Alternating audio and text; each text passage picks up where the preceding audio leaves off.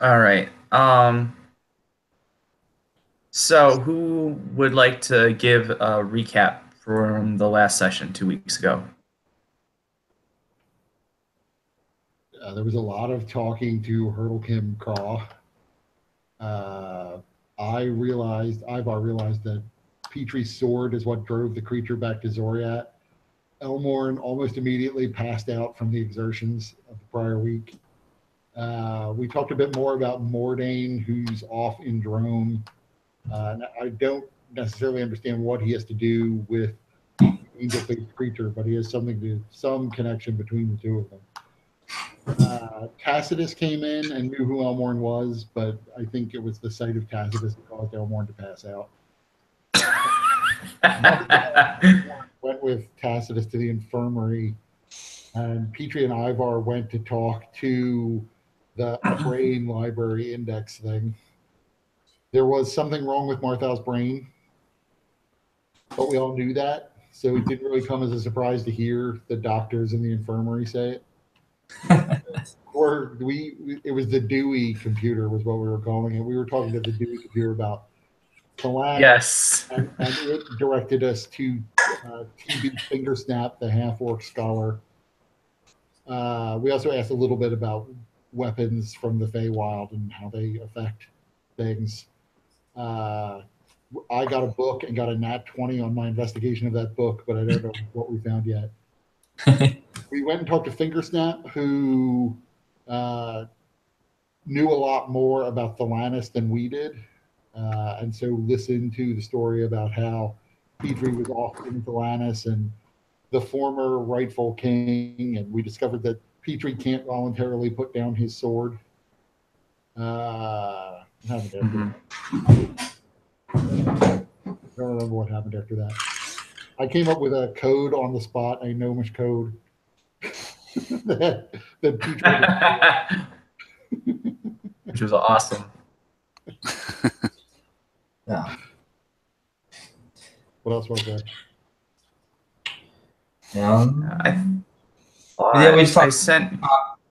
We talked to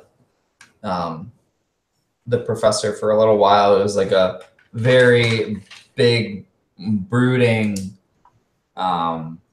intelligent half-orc professor, which was kind of funny. We found out more about the sword, and then after that, we were on our way to go back to Hurtlekin Craw to figure out what's going on in Marthow's brain before we found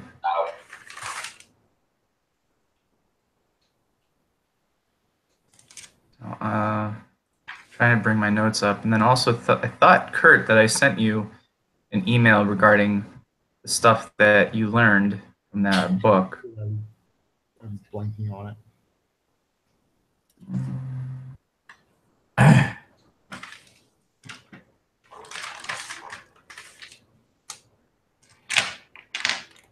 I know I got an email about the book that here it is. Fingersnap gave us. All right, I'm gonna forward it to you, Kurt. Okay. So that you can get it again. It was 2 emails.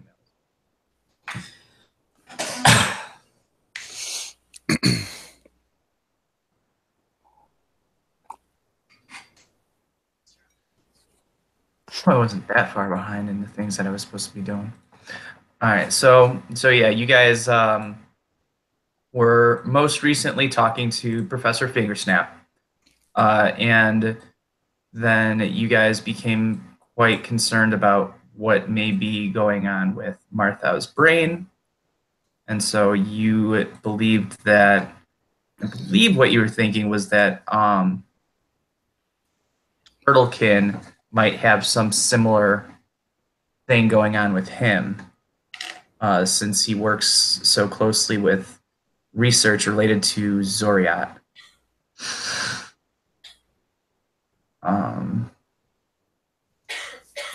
So we were on our way to go see him. I do remember that. Like that was the thing we were gonna do next. Yeah. So all right. So you guys Tacitus has the ability to across various pathways to the Tower of the 12 without having to go through the main lobby. He is able to kind of just lead you guys through the doorway, and then you emerge forth into Hurtlekin's lab, where it's still quite a mess. There are several puddles of these inkies and the remains on the floor, as well as what seemed to be some bits of flesh and fluid from the creature that you guys were fighting, which Hurtlekin has already kind of closed off with various markers and kind of like set up barriers to prevent anybody from going near these things, so that he can have time to study them before they get contaminated with anything else. And you see him kind of just going about his business, and he looks up as you guys come through the threshold, and he is kind of gruff as, "What do you guys want? I'm busy. I have more studying to do with this new material." There's something wrong with my brain. Oh, really? Yes. Was it how your mother dropped you as a child? Perhaps incident involving a horse and a missing or a flying horseshoe of some sort? No, unfortunately, this incident seemed to have happened right when we met you, so it must be a Hurtlekin side effect. But regardless, I think that the experience we had with those creatures, whom you so dearly remember, has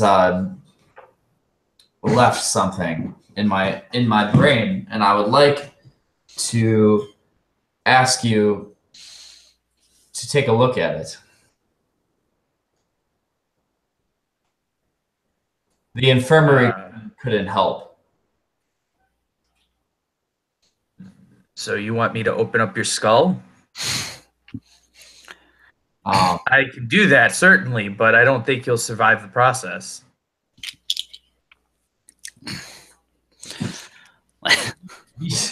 We trust you.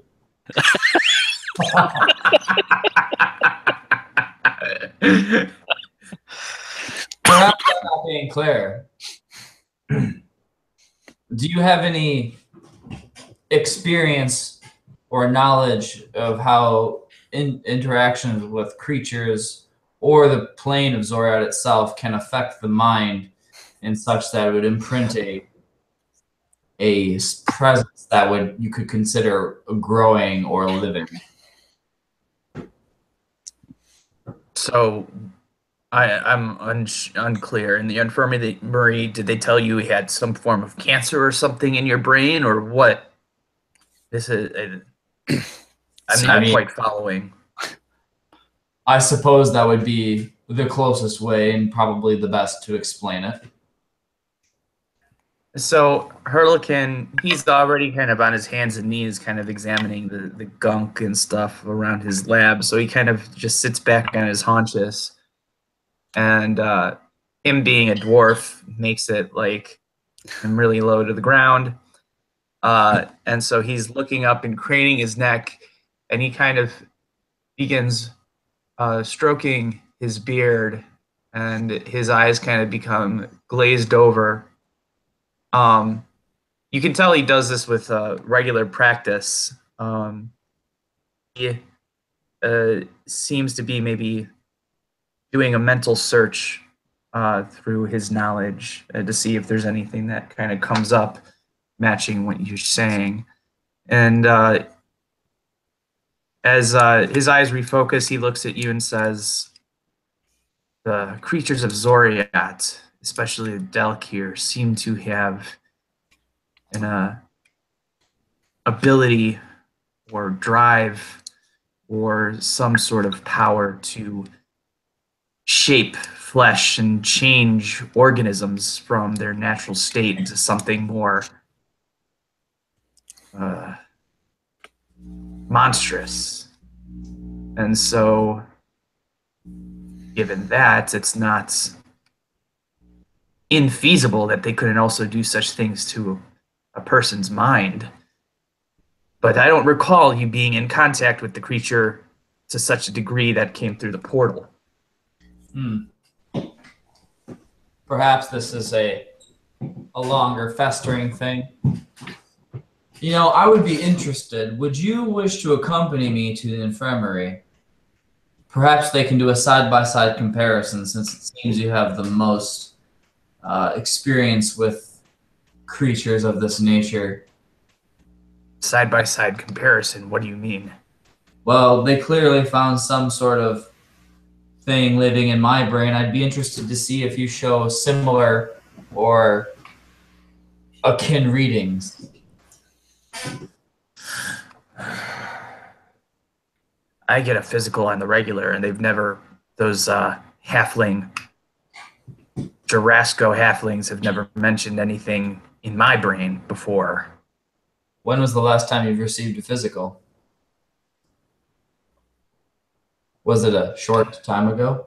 We're a member of this institution with research that is marked as particularly dangerous. We are required to have one of these exams at least every 60 days. Probably been about that long. When was the last time you've come into contact, besides the portal incident, with a creature from Xoriat? That was my first ever opening of that portal of that nature. Prior to that, there had been smaller portals, but only as large as perhaps the head of a pin, only enough to be able to get a sense of some of the energies that come from the plane, and perhaps some of the allowing for some divination magic and techniques to gather some information, but nothing so big as what I had just done today. Well, it seems to reason that perhaps a larger exposure could have different results on a physical. Would you be willing, just to satiate my own comfort, to accompany me? Oh, you need somebody to hold your hand while the halflings go and prod at your brain. No, I think they're going to prod at yours. Yes, they're going to prod at yours. Yeah. You tell them, Tacitus. I am far too busy to be bothered with the likes of this.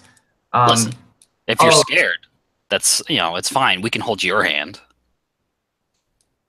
So Hurtlekin gives you the most intense glare possible. In fact, I'm going to roll an intimidation check on that. and he rolled a 7, so he's not intimidating anybody. But he says, I have much work to do, and I need to be sensitive as to the time. Who knows what being on this plane or having on this remains, but... You did nearly have your soul ripped out of your body, so wouldn't it be good to record all the physiological changes in you right now?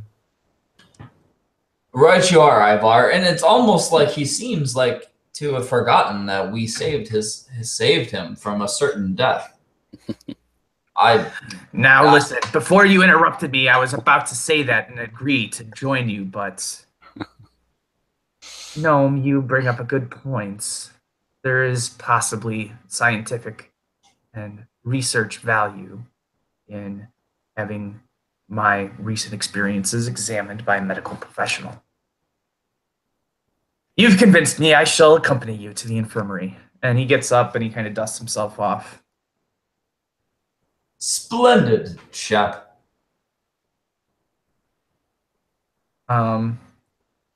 So then he follows you, and you guys, with Tacitus leading the way, end up in the infirmary. One of the young halflings approaches you and says, Oh, yes, you've come back. Is there anything else that you are needing? Are you experiencing any symptoms or lightheadedness that need to be addressed? Uh, can you examine my friend here, friend Hurtlekin? We both had a run-in with us during one of his experiments, and I would be interested, as well as he, to see how he's faring after the ordeal. Hurtlekin grunts and he looks at the halfling and says, "Yes, if you could do one of your regular full body examinations on me." And then he kind of eyes Marthow and says, "And if you could also do an examination of my skull and brain, I would be appreciative." And so they say, "Okay, sure, right this way." And the halfling repeats the process that he did with Marthow previously. I believe it involved some kind of yellow stone and placing it upon your chest and channeling energy through it to highlight various pathways of life energy as well as your blood and your vitals. And through the examination, he also takes time to press down on various places on your body and Hurtlekin's body, and asking about pain and or tenderness and in various areas. There may have been a cough or two as well. And he says, "Well, Hurtlekin, you seem to be just as healthy as you normally are. You probably have to eat a little bit better. Your heart is showing some signs of weakness. But other than that, you seem fine. And as for you, Marthow, you still have that thing in your brain that we had spoken of earlier." I see. Well, thank you, Hurtlekin. I'm glad to hear that you're healthy at least. Yes. I'm glad to be healthy too. He sounds a little bit disappointed that nothing was found. And he says, "All right, so if that is all, I'll be on my way. I have much work to do with the remains of those creatures." So do you have no idea what could be affecting his head? Nothing?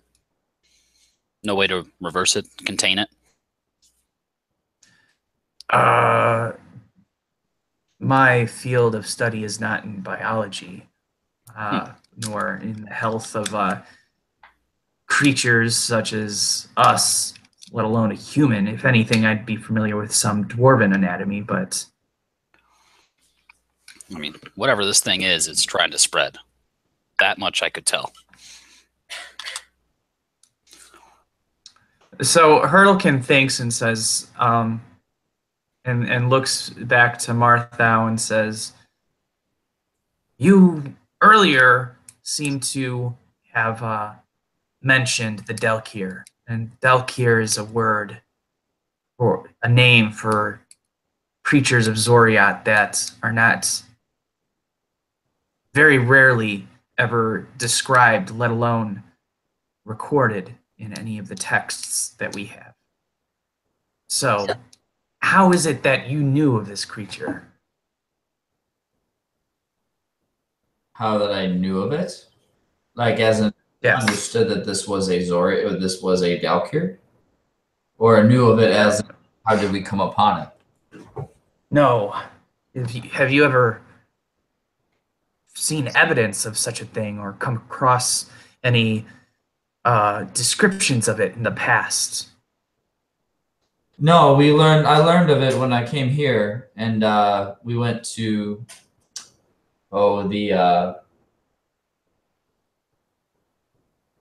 the encyclopedia experience machine.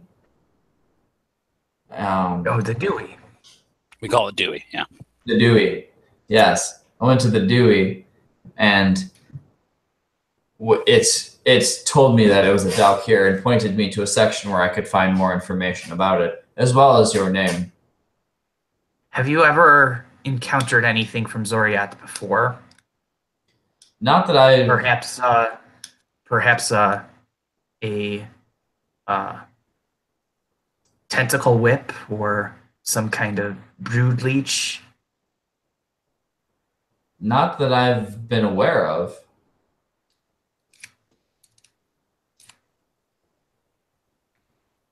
So then how did you know that the Daelkyr are described as with angelic continents? Well, as you know, the way the Dewey works is you picture in your mind what you wish to find and information about. Yes. I understand how the Dewey works, but how did you even know to think of such a creature for the Dewey to be able to recognize? Because I saw one. His mouth drops open. You saw one?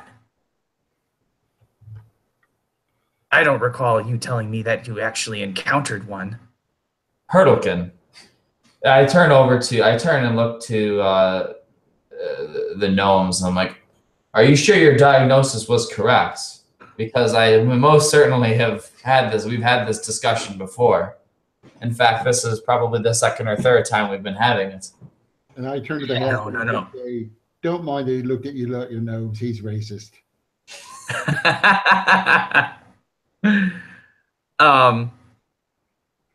Hurtlekin says, no. You had mentioned Mordain and getting visions from him, but I don't recall you ever telling me that you actually encountered one of these creatures in the flesh.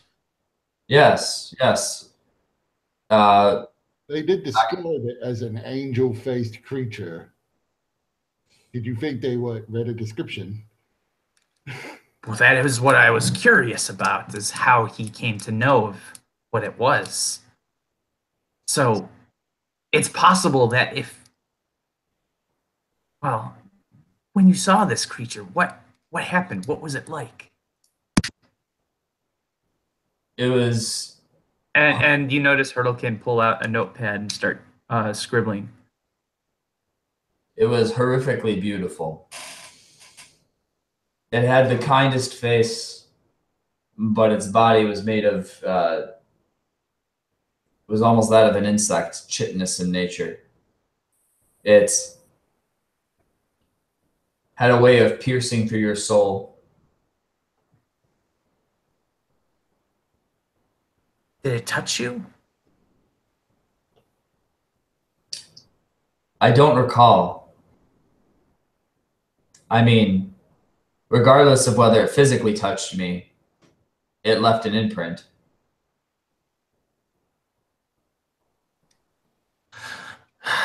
Unfortunately, Ivar and Tacitus were not with us at the time. Only Elmorn and Petrie were there, and they seem to have run off, doing holy and unholy things.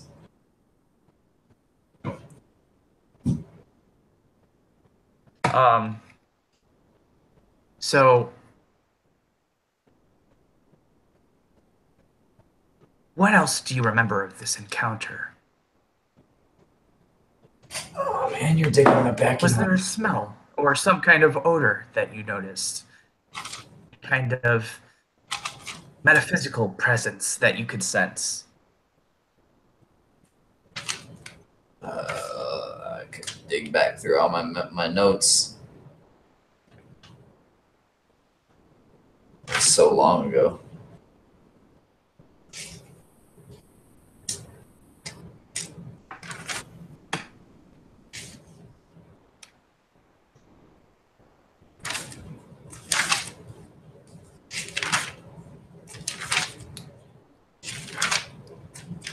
I'd have to get back to you. It's been a part of my memory that I've tried to erase. It's not pleasant. In fact, the reason that we're here is because I can't erase it. It just keeps coming back and haunting me. So I'm gonna still talking to the halflings. Are the medical services here free? Because I get no health insurance from these guys. I'm just an employee working for. When am I getting paid? So the halfling attending to you guys politely waits for somebody to answer Ivar, and after drawn out silence, he responds, "All the medical services provided here are done free of charge, as this is a learning hospital." Oh, is there like a works package? Give me the works. And I'd like jump up on a bed and lay down. Sure, sure. Just a moment. And then he calls over a couple of halflings to begin prodding you and poking you and asking you questions about your diet and your sexual activity or lack thereof.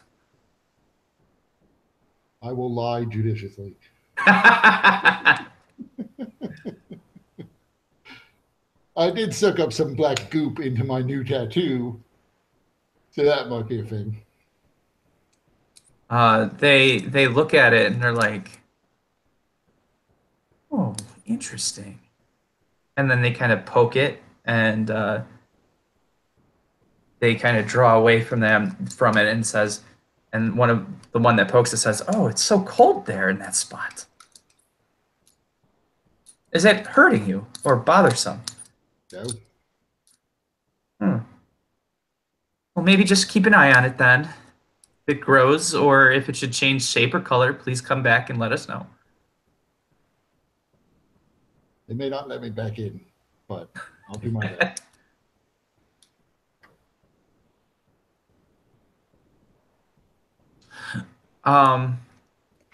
So Hurtlekin is still his attention very much set on Marthow, and he's rattling off 100 questions a minute, asking about what were the circumstances of you encountering the creature, where was it, where did it go, did you kill it, if you killed it, or do you have any remains of it?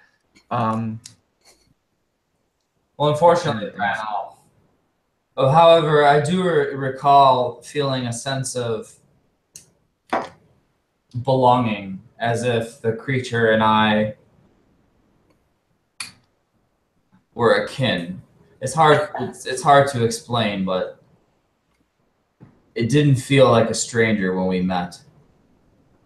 Though it was the first time that I have in living memory seen such a thing.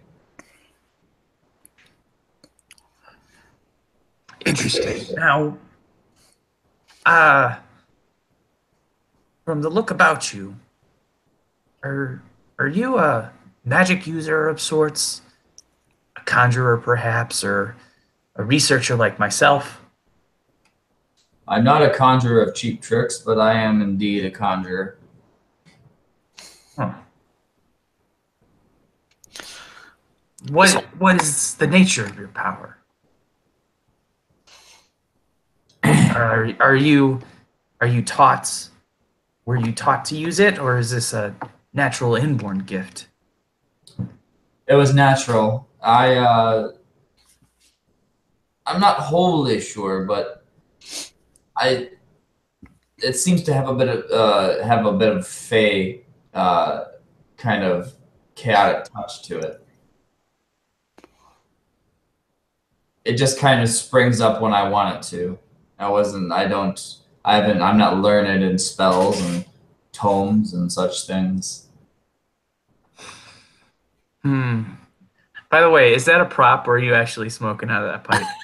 This is a prop. My boss made it for me. That is amazing. Yeah, it's got he burned the tree again. Oh, that's awesome. Nice. Yeah, I'm pumped. So, this whole conversation, Tacitus he's just sat down on a bed nearby and is like picking something off his boot.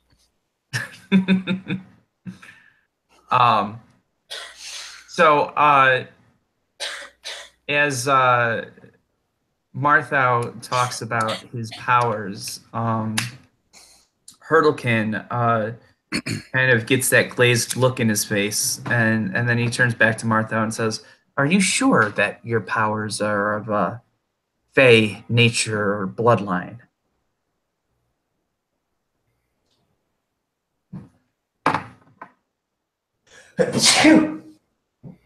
Well, I believe so.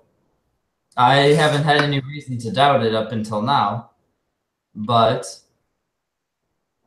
then again, I don't really tell my powers where they come from. They just come when I call. I have heard stories and seen in several primary sources recordings about the realm of Xoriat. And there are some theories and some suggestions that some sorceress power is actually somehow related to that realm. So if you say that when you saw this creature you felt some kind of affinity or kinship with it, it may be because you draw your powers from a similar source. The same well, if you will. Well, that's not disconcerting.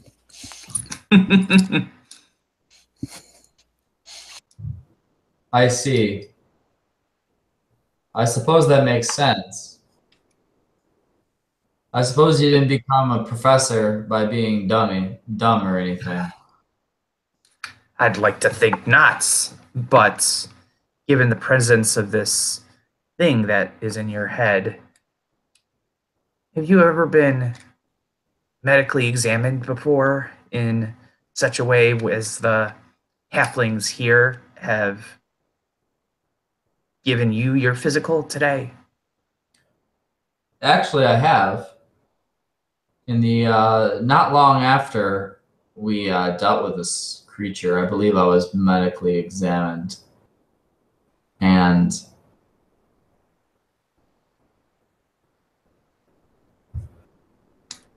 they may have had a similar diagnosis, but I don't recall it. So much has happened since then between our adventures. So I have a couple of potential explanations. Of course, without more information, nothing is more than pure hypothesis. But it could be that either this structure in your brain has existed there your whole life. It is in some way linked to this wellspring from Xoriat. It may also be that your encounter with the Daelkyr allowed it to manifest then. Some kind of energy or touch by the creature may have been enough to cause the change and allow something such as that to grow within you. They are masters of, in some ways, they're often called sculptors of flesh. I see.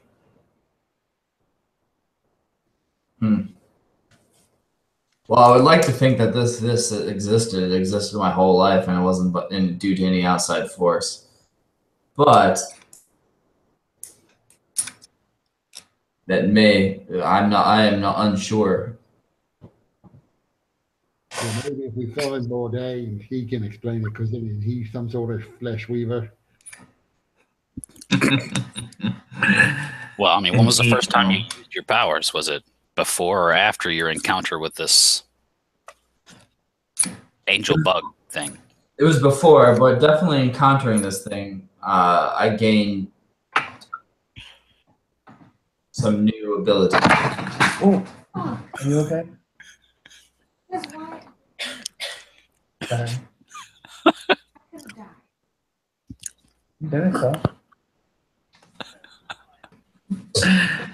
Sorry, guys. I have the Ethernet cable kind of going just across the front room, connects to my computer, and Lisa just tripped on it because it's in a place where people will trip on it. Good thing there's only two of you, I guess. Yeah. Can you guys give me 1 second? Sure.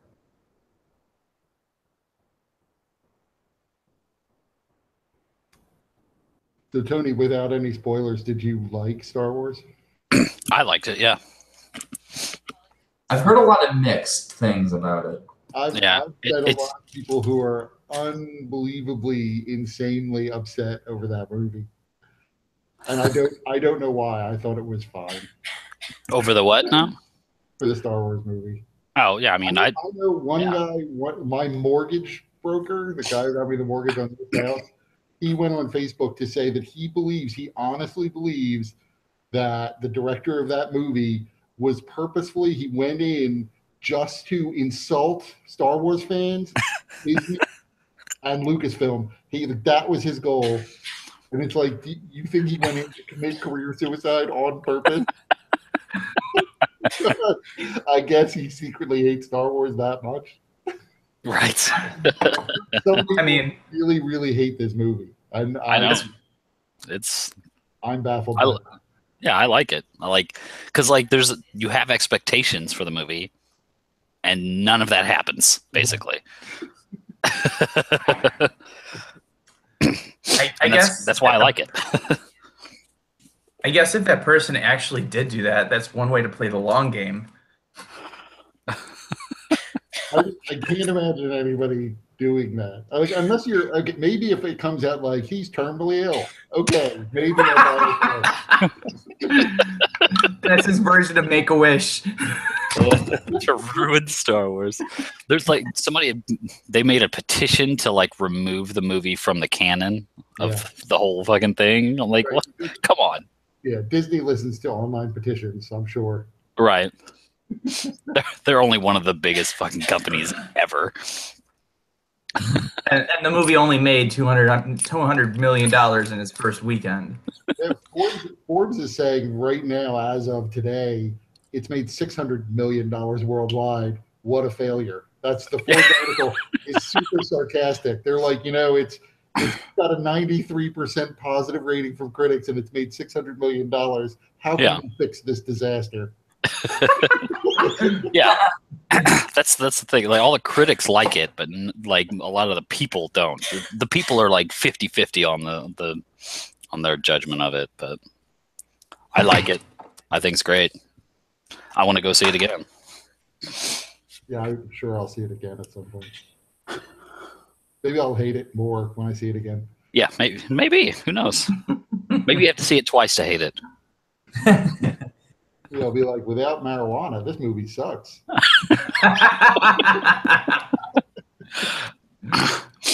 It's not the perfect movie for sure, but you just keep watching it and it just turns you to the dark side.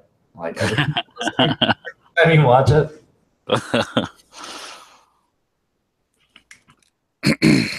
All right.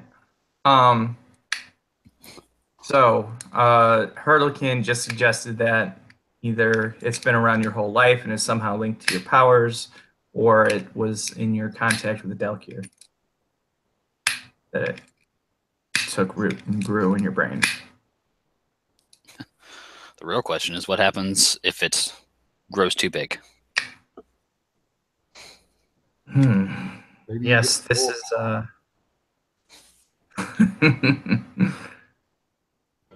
definitely uncharted territory as far as my research is concerned. Or maybe you go up in a bell tower and just start shooting arrows down at people at random.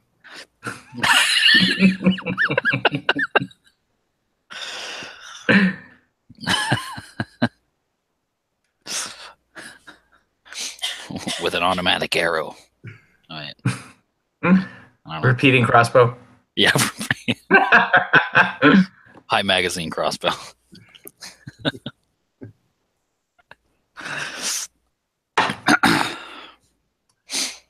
I don't know. Well, maybe we should find Brevin and then go and find a place to sleep.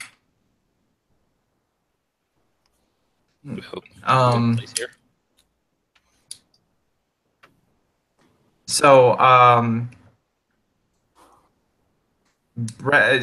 Tacitus, you being the one of the head security officers, you know of Brevin and his visit here, because you know, obviously somebody high profile such as Brevin is going to draw attention. He is the leader of the Sentinel Marshals of House Denieth. So he's a dragon-marked member of that house. He's you also know that he's probably the third most powerful person within House Denieth. So he's probably got a good size amount of security around him and probably very close watch. So you would know exactly where he's at right now. Okay. Um, Oh, because somebody wants to visit this house or something like that. no, so Brevin is basically the Ivar, Marthow, and Elmorn's kind of patron right now. Because the only Got it. since none of them are from members of high standing within a dragon-marked house, the only way they would get entrance to the Tower of the 12 is with somebody like Brevin accompanying them. Got it. Character I just don't remember anymore. Did we ever figure out or give to them to figure out whatever was in that box, the magic box from the train? That is a good question. Whatever did happen with that? I think Marthow successfully managed to convince Brevin to let you guys keep it for the time being. But because you guys were coming to the Tower of the 12, and so that was another thing that you wanted to kind of get examined. Right. I think when we first got here, which at this point was a month ago, we did mention the box thing, but I don't remember what we did with it. It was like Marthow's thing, so I didn't write it down. Yeah. So, because I don't want to look into my notes or spend that kind of time, I'm just going to create DM Fiat, and Marthow, you can decide where's the box. What's in the box? Oh, wait. There's a hole in the box.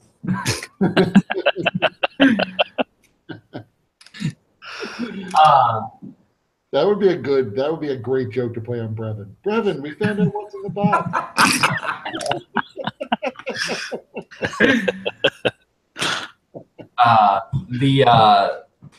The box was left at the receptionist desk. When we came in, it was deemed that it was. She should have deemed that it was not fit to carry around. So we left it with her. We didn't actually do that because we forgot, but we could say that we did. Okay, that works. I mean, other than that, I didn't really have any personal business in the tower to begin with, but other than that, I don't know that we have anything else to do here. Well, Marthow, you should have some information about how to get to Mordain from here. Yes. We learned that we could get to we have to go to the drome to the beast people, and that's where he'd be. Right, but you would have information on how you guys would be able to get there. Oh yes. After we that's right. So once we're finished, I pull them aside, kind of, Ivar and Tacitus and wherever Petrie and Elmorn went. But say, once we're finished here, if we can find House Orion, we can secure passage through a portal to Drome.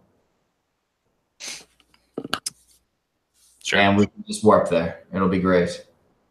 And we'll have to no more adventurous train rides like we did on the way here. Hopefully.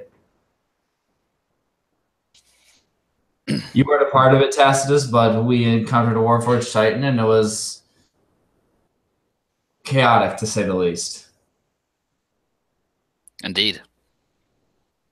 I believe tale of your exploits in this train have reached here at least. I'm sure. So one thing, Tacitus, that you probably would have heard is that somebody took on a Warforged Titan, like, toe-to-toe, which is equivalent to, I don't know, Tony, if you know what a Warforged Titan is, but think of Pacific Rim, a giant robot like that. Not quite that big, but about 20 feet tall. Okay. So it kind of like... A mid-size mech. Got it. We basically fought a transformer that couldn't transform. Yeah. And Elmorn wrestled and won. Yeah. That sounds like Elmorn.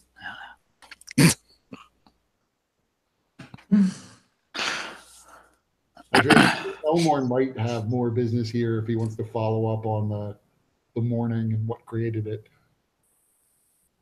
So that's where he's at right now, probably. Is Brevin has managed to get him audience with the Council of the 12 to be able to try and discuss that matter in more detail. Oh, lucky him. Dietrich just lost. He was portaled into a broom closet and can't figure it out.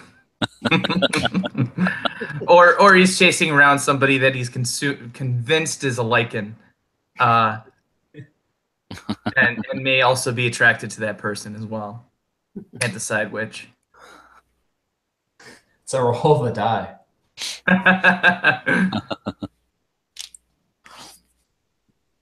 All right. So what is your guys' next step? What do you guys want to do? Well, I want to. It's really two things. Like I do want to get like a room for the night, but then I want to go find gnomes and buy Catterlick.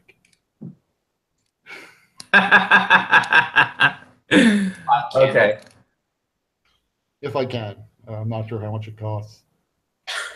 It's expensive, but you can definitely find them, especially if you were to make a visit to your brethren with House Civis. Yeah, unfortunately, if it's expensive, that's a problem. I don't want to sell equipment to get the Catterlick. Well, you know that gnomes value other things in addition to material goods.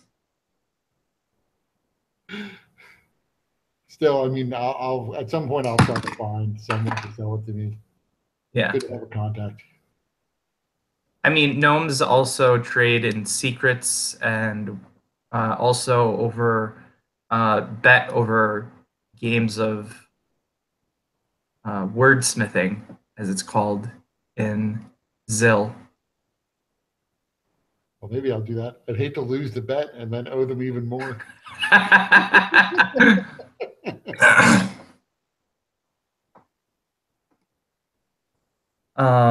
But otherwise, I don't even need to see Brevin necessarily. I assume we're leaving, like Brevin and we are parting ways here. That was my understanding. Yeah. He's got a lot of his own business to get to. The only reason that he's accompanied you guys this far is because you guys basically saved his family, and you also did him a big favor in terms of figuring out what was going on with the blood cultists, which you came after. Yep. Hurt. All of that. Yeah, he owed us.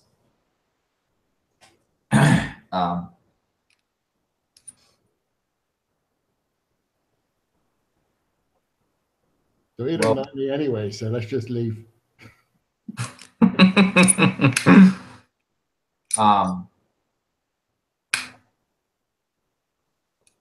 Is there anybody? Would we be able to talk to Dewey to find out who could open the box? Or do we just say that we delivered it and then we're done with this box? Well, did you guys want to keep it? Because I know, Marthow, you were lobbying hard to just keep the box. Yeah, I wanted to keep it till we could figure out what it was.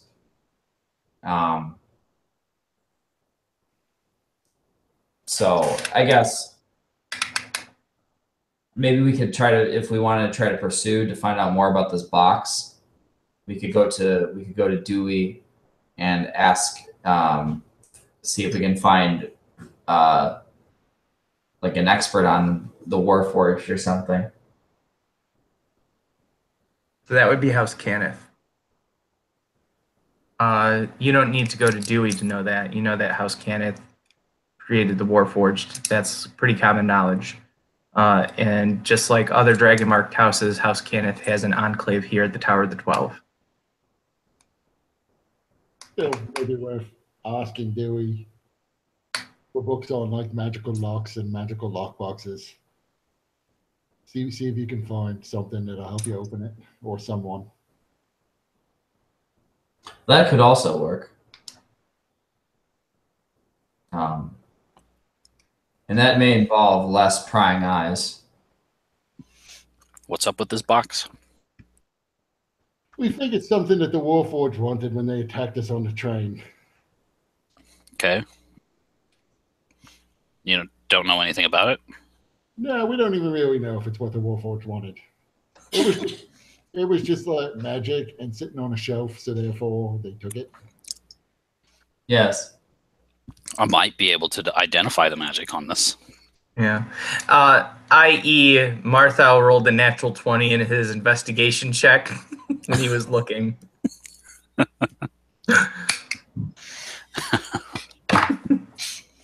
It was dead anyway. What's that? The odds are 50-50. Whoever owned it was dead anyway.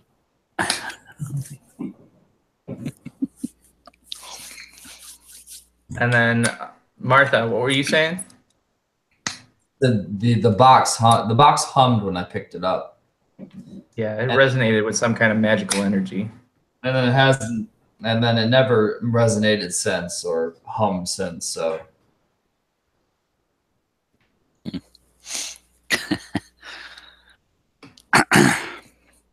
So you're saying is this, the moment you touched it, there was a magical effect, and then it's not happened since.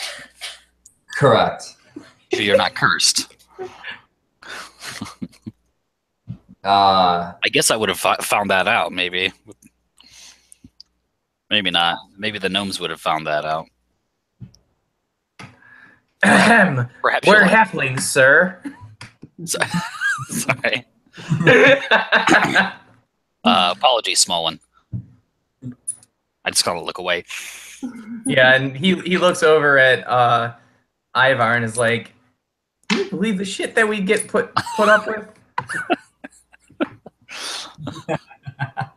That was truly a failure on my part, but yeah, it's fine. I'll take it. I'll roll with it.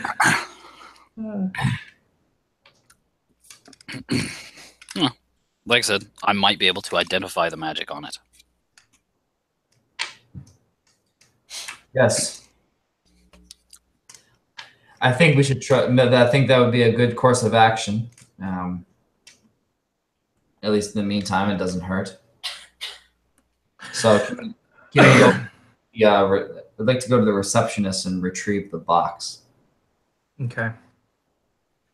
So you guys retrieve the box, and then Tacitus, you have a couple of options in terms of, where you might go to perform this.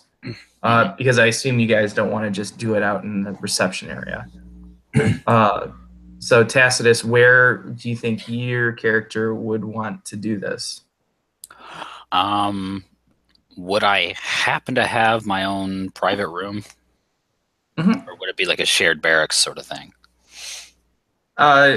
Given your rank and status within the security force, you would have your own room.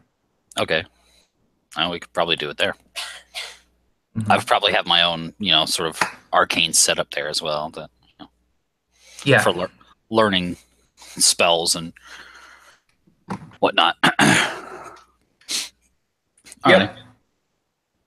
I'll take them there. So go ahead and describe your room. Pretty simple. Bed, wardrobe. Not much in the wardrobe. I didn't have much left. I kind of was shot here, with what was on my back. So, and then a table that has like etched into it, like an arcane sigil. And whenever I walk in, I basically start unbuckling the breastplate from myself, and I set it on top. And you see on the inside a bunch of just faintly glowing arcane writings, basically. And this is I don't know if anybody has any arcane knowledge or not, but is essentially where I keep my spells. But yeah, I set it down like right in front of me, or like there's the circle on the table, and I set it on the other side so that I can read it and everything. And I'll just say, put the box in the circle here.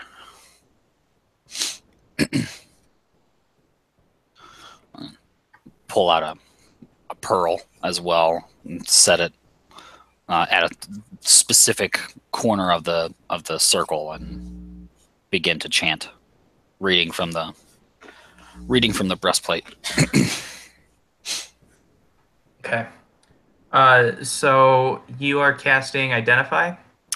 I might start with Detect Magic just to be at first.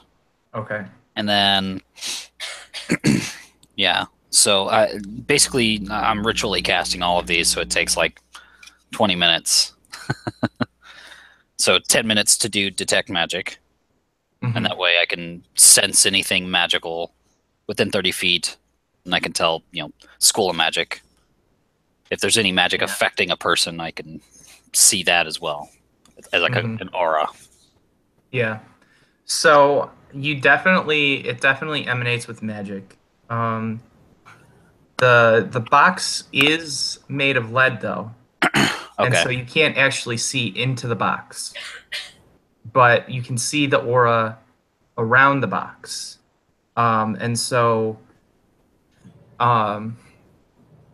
it is interesting to you because, especially given your line of work and what you know about security and things like that, most people that are transporting various magical items or artifacts or whatever, they typically do keep them in boxes lined with lead because they don't want them to detect as magical. Mm-hmm. Or they'll use like Nistel's magical aura, whatever that's called, to kind of hide it. Right. But this box is interesting because you can tell that it's lined with lead, and you can't sense anything from within the box. But the box itself is also magical, and so it kind of is strange because anybody that would do a cursory view of this amongst different items would immediately become curious by it. Mm-hmm. It would draw attention. If you wanted to, if you wanted to determine what schools of magic are involved with the auras, you can do an Arcana check. Okay. All right. Come on, dice. Don't fuck me. Natural 20. 27 total. So, you see that there's definitely an aura of abjuration around it. That's the strongest aura.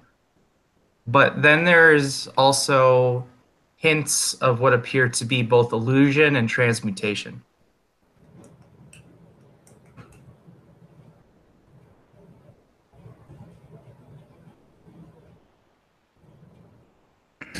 Illusion and transmutation. Mm-hmm. The strongest aura is definitely the abjuration. Yeah. But there are these other auras that are kind of... It's almost like like the salt in the soup. It kind of adds a slightly different flavor to the aura as a whole. Okay. Hmm.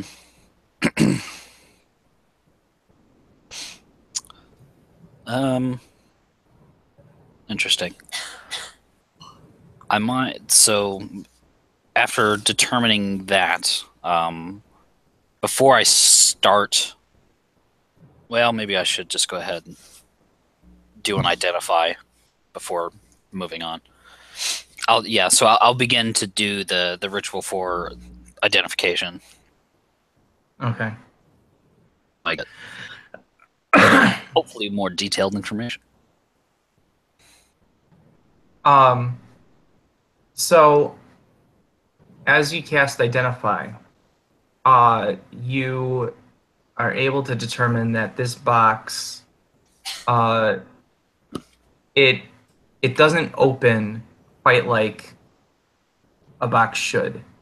In that, so what the Identify spell tells you is that while there is what appears to be a lock and key, it seems that the transmutation factor works in that the lock actually moves and changes to make it all but impossible to pick without the specific key resonating with the abjuration magic. And that the illusional the aspect of the illusion also hampers one's ability to accurately see what's going on within the mechanisms of the lock. And that you also know that there is a keyword that must be stated, as well as to just having a physical key present. Okay. All right. So the lock itself makes it to where it's pretty much impossible to lockpick. Mm-hmm. And you need a keyword. Yeah. And the abjuration magic also reinforces the box to make it very difficult to break. So you couldn't force your way into it. You couldn't accurately pick the lock. And it's got the physical key with the key code in a sense.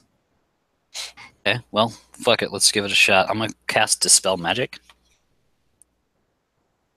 Okay.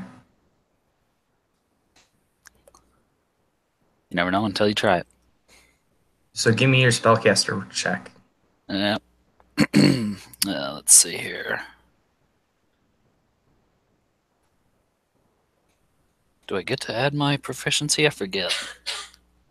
Yeah, I believe it's proficiency plus spellcasting ability.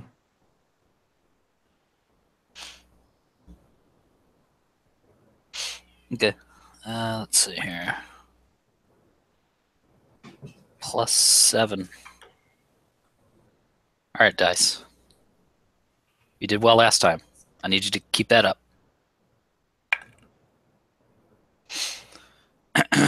So, tell me about these action points.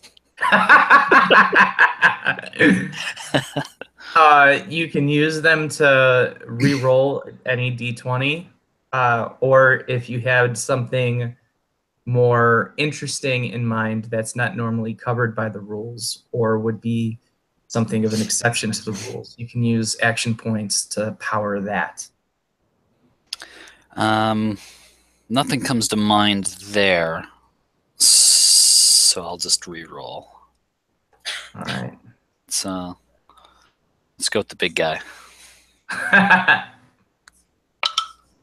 Ooh, yeah, that's much better. That's a 24. All right. So there is an audible pop and kind of like almost an explosion, but not. It's like a sudden storm of like wind just whipping around you guys as the magic of your dispel interacts with the magic of the box. and it kind of creates this vortex that it starts out very strong, but then slowly dies down. Good thing I don't have much in this room. Fuck. It's like a tornado ran through here. That's what my mother used to say. I always think it's a good thing that there's evils in the world already, so that they will, when they refer to this as Tacitus's box, most of the evils of the world. I'll release everything but hope. All right. And then from using that dispel, you get charge of your my what power you call it, surge. don't you? Yeah. Mm-hmm. So long as it's successful. Yes. Do I feel it was a success? Okay. Yes. Okay. Alrighty then. Can I? Is the lock still on it? Yeah, there's still a lock there. All right. I'll just kind of look back and say, can anybody pick locks? Oh, I can certainly try. Give it a shot.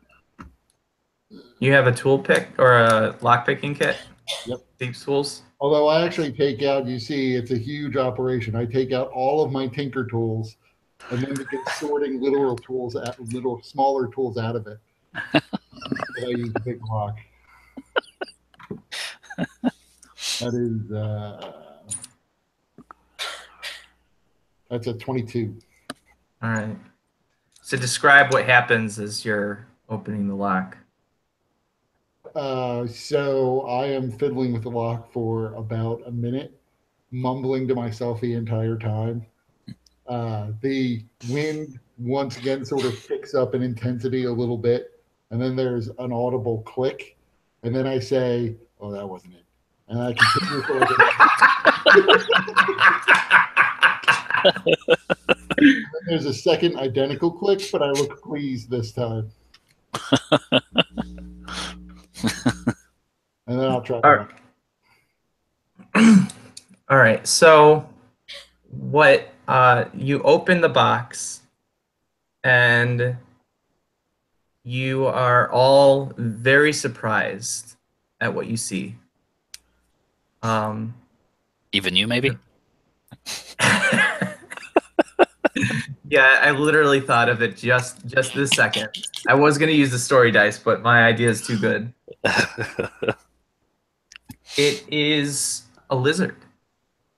A green lizard in that box with what appears to be, with the lining of the box being soft satin, pillowy substance to protect it.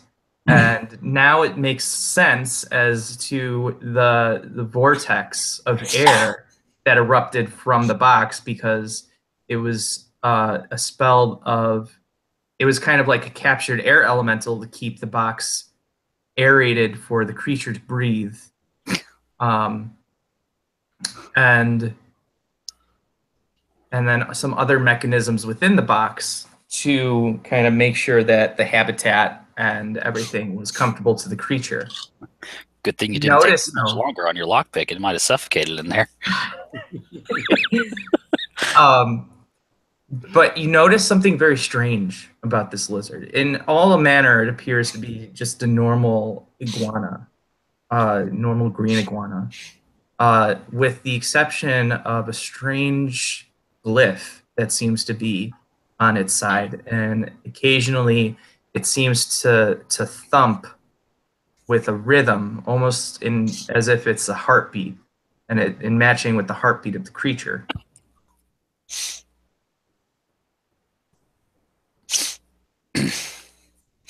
Alrighty. Was that what you were expecting? I think we were expecting a schema. Is this a schema? I don't really know what they meant by schema. Is that a kind of lizard? So, Tacitus, because of your studies in magic, you would know that a schema is a special type of formula for magical, not quite spells, something Right. more powerful. Kind of like a schematic. Yeah, almost like that. And this is not what you would expect from a schema. Most schema that you have heard of or seen are basically placed upon stone tablets or etched into some kind of metal. This is definitely not that. Well, if it were a schema, it's unlike anyone I've ever read about or seen. Well, it looks like we need to go and find the Dewey again so that we can pick up a book.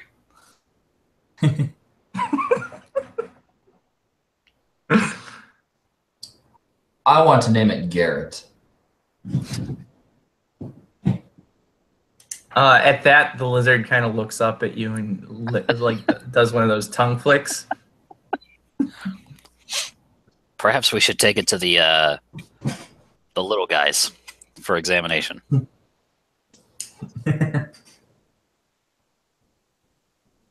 That's not a bad idea.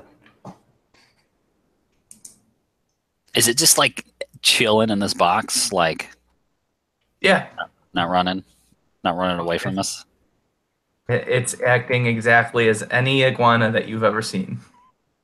As it would if it was a lichen. Or something that changes into a iguana.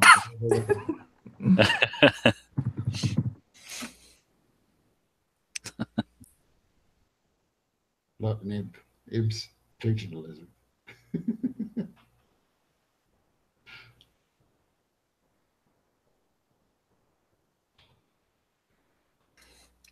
Well, it was your box, so I'll let you decide what you want to do with the contents of it.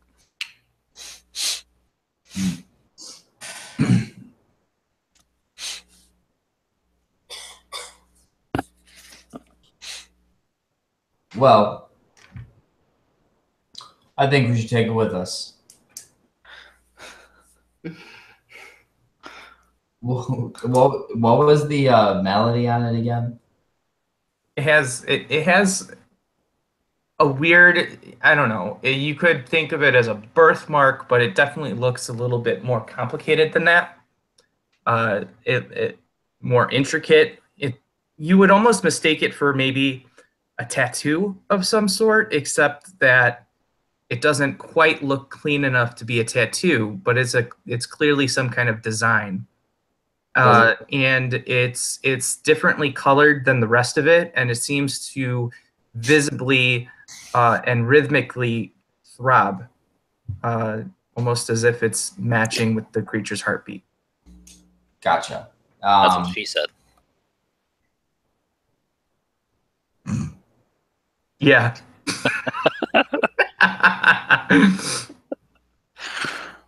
Maybe it's not egg, and it'll give you magic powers. Does the design on it look familiar? Give me an intelligence check. Oh, that's no good.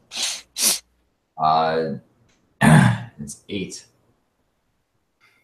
Nothing that's familiar to you. All right. To me, I'm gonna use an action point to re-roll that.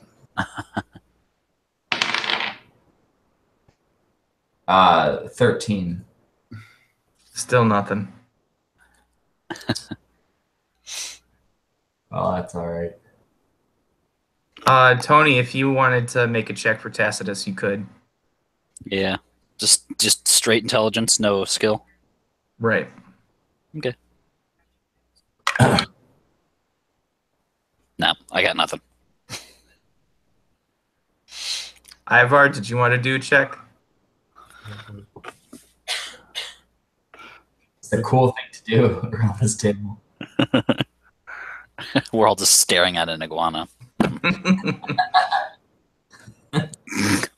You're all just like staring at it like. This is when our companions walk in. Like, what are you guys doing? Dude, guys, check out this iguana. Look at this iguana. Ivor, what was your check? 19. 19? Yep. Email coming in. Holy shit. Sweet. Sorry about that, guys. My bad. It's all good. Petrie comes in and smashes the iguana. It's a goddamn lichen.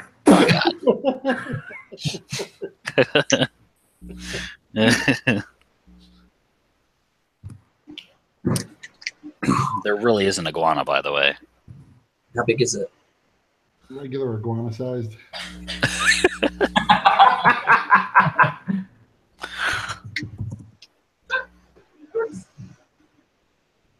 All right.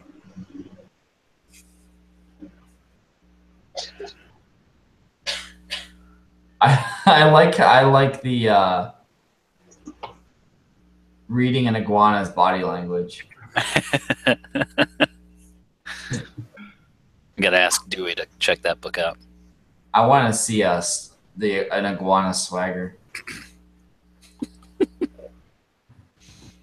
Does this iguana swagger? Can we tell yet? Give me a handle animal check. If you don't have handle animal, then you just assume that it does. I'm just gonna have to assume.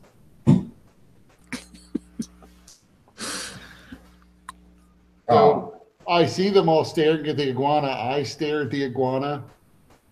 So are we taking it to the infirmary? Do we need to? It looks like a spell, not a melody. Well, I thought we were going to take it to see if it was healthy. I mean, it's not a spell. More like a dragonmark. What? Alrighty. Do you know which dragon mark this is? No, I don't recognize it.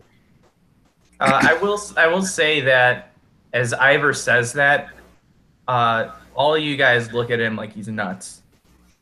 That is impossible. It's impossible if this is a real iguana. Well, perhaps we should ask Dewey about it. I need to get up for something real quick. Be right back. Sure. I'm gonna get some coffee right quick. Yeah. I'm gonna get a depressant / a beer.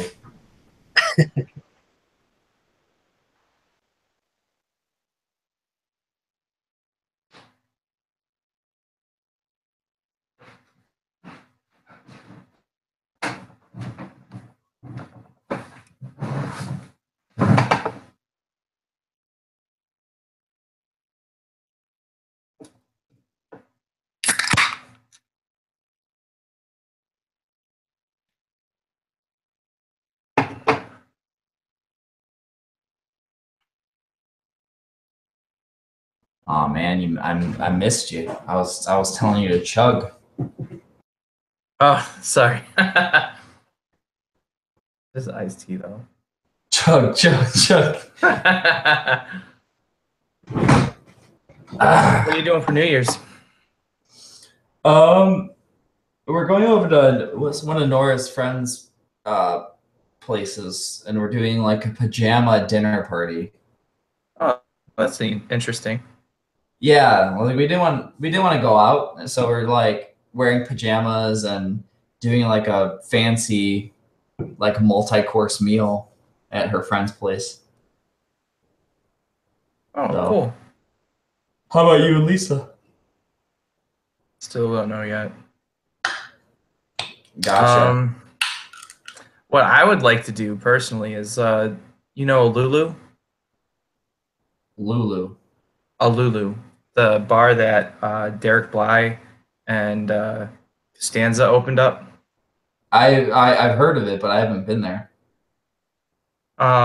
So they're doing like a lock-in type thing where it's like invite only, and it's $50 for all you can drink with all of their signature craft beers and top shelf booze with food included.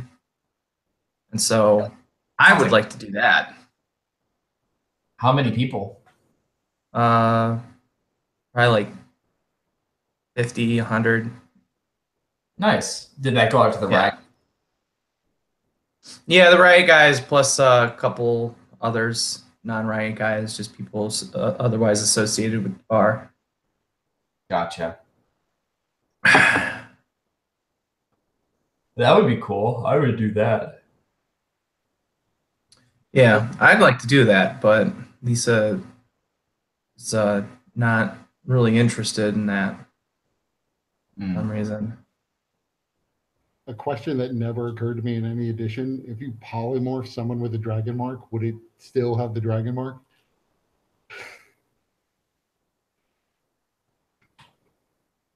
My brain just died.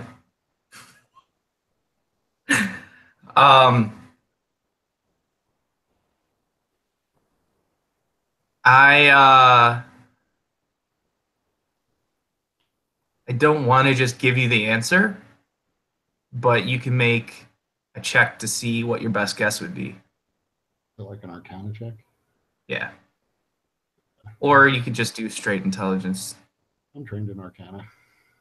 Or history. History would also work. I'm trained in history too, but it's the same bonus to both. 19.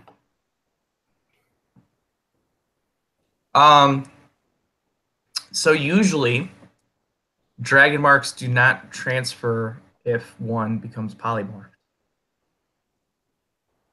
If the polymorph ends, the dragon mark returns, and if there are any powers associated with it, they return as well. But otherwise, yeah, polymorph and shape change and stuff, they don't carry over generally. So Marthow, this is your lizard, right? I am 99% certain that if you kiss it, it will turn into a beautiful princess with the dragon mark. Really? Well, when you put it that way, I'm gonna kiss the lizard. Give me a dexterity check. Not the first time he has said that. Or dexterity saving throw.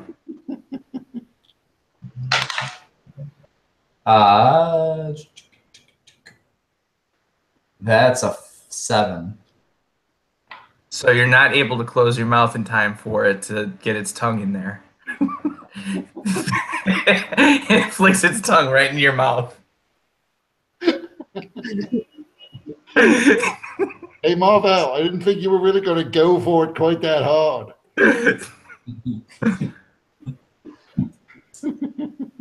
Well, I thought it couldn't hurt. Ugh. Iguana tongues are sticky. It's weird. I don't recommend it. Well, It's definitely left a residue in your mouth. I guess this is not a prince or princess. Does the residue burn, or does it No. have any feeling? Just a little sticky in your mouth now. Should I spend another 10 minutes and I, run and identify on this fucking lizard?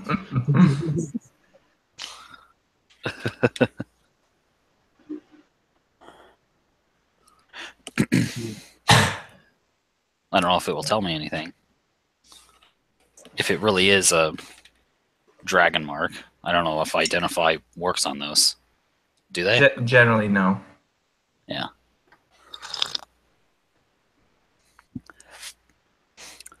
So, yeah.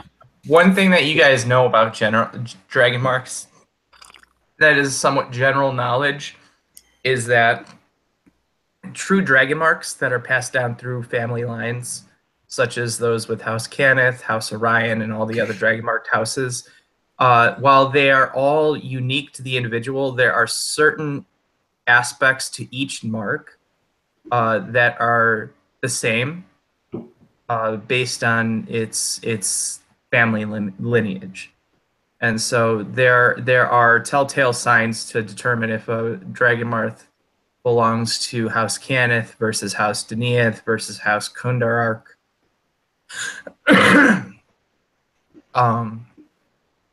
So. Well, I have to say, I don't know if taking him to the halfling's going to do anything, but it's certainly worth seeing if we can find a book at dragonmarks to see if we can identify what is. Yeah. Yeah, just think about the mark itself, and maybe it'll point us somewhere. I wonder if iguanas like eggs. They do. They absolutely do. Well, you probably Yeah. want to eat Martha to eat Elmord's egg. Hey, Elmon, you show us that egg? Elmorn is currently with the Council of the 12. The egg is with him. Hmm. Damn, well that knocks that out. But you also have a sense that Egg would just look at you and then look at Elmorn and then just give him his salute and then look back. Hmm.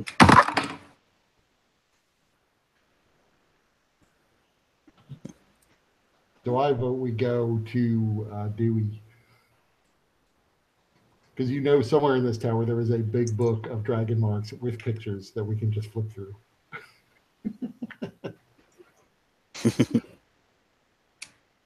One would hope. All right, so you guys, is that what everybody wants to do? Yes. Sounds good. All right. Sounds good to me. So Tacitus leads you guys to Dewey. One of you guys interact with Dewey. You find the place where you would, the particular library that will inform you about dragon marks, but it is restricted. And so Tacitus, I'm going to send you an email real quick. Okay. I mean, if it's restricted, sounds like we need to get your sponsor involved. Yeah, I mean, I was going to suggest that Tacitus look at the book anyway, because you've got to find similarities between this mark and the marks that might be in there. So you want probably someone's, no offense to you two, smart doing that.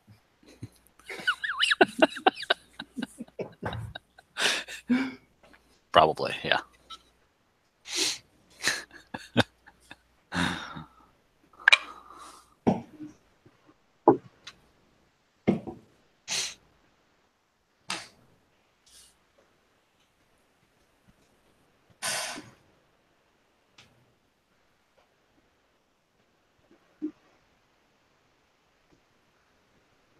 Plus, you could probably just take the iguana in with you and say it's your familiar. What are they going to say? Probably not a whole lot.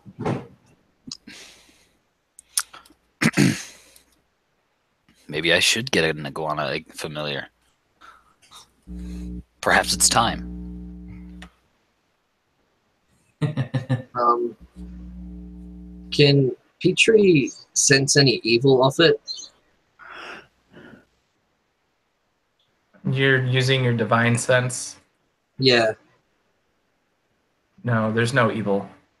And by that, it is not an outsider. It's not a celestial, and it's not a fiend or undead.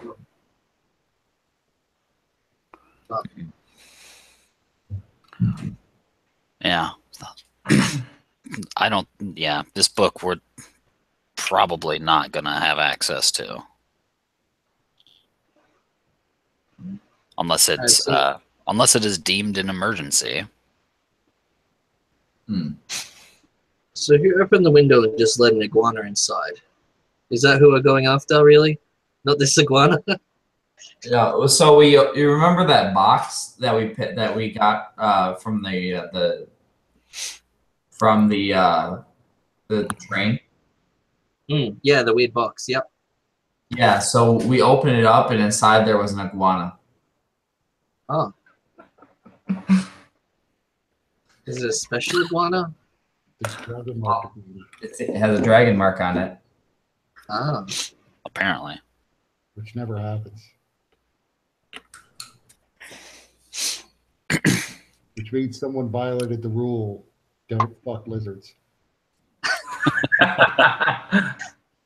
That's a Or someone's been permanently polymorphed.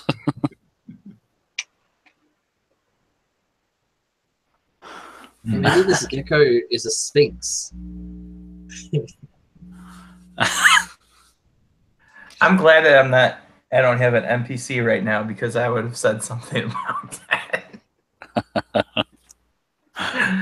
Well, if we can't get the book, then either go tell Brevin goodbye, I guess, or just go and not tell Brevin goodbye, or go back to the infirmary and get more free healthcare. It's probably best to bid adieu to him proper. I mean, Keep the good standings. There's no telling what Marthow picked up making out with the iguana. That's how plagues start. True. Maybe we should bring it to the infirmary in case it is something that could be somebody that's polymorphed.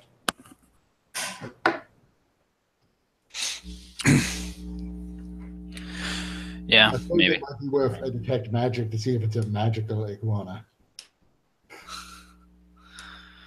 I have not done that. We would have to spend 10 minutes doing it. It's really eating up our afternoon here. Can we just feed it to Dewey? Dewey can identify it in his mouth. Dewey's pointing us to a book that we can't get to. Right. It can only identify books that will tell us our answers. Oh. It's not that kind of Google search. No.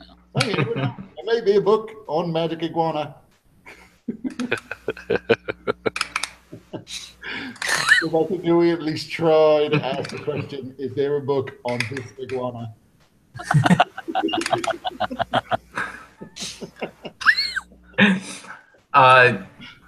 Dewey sends you guys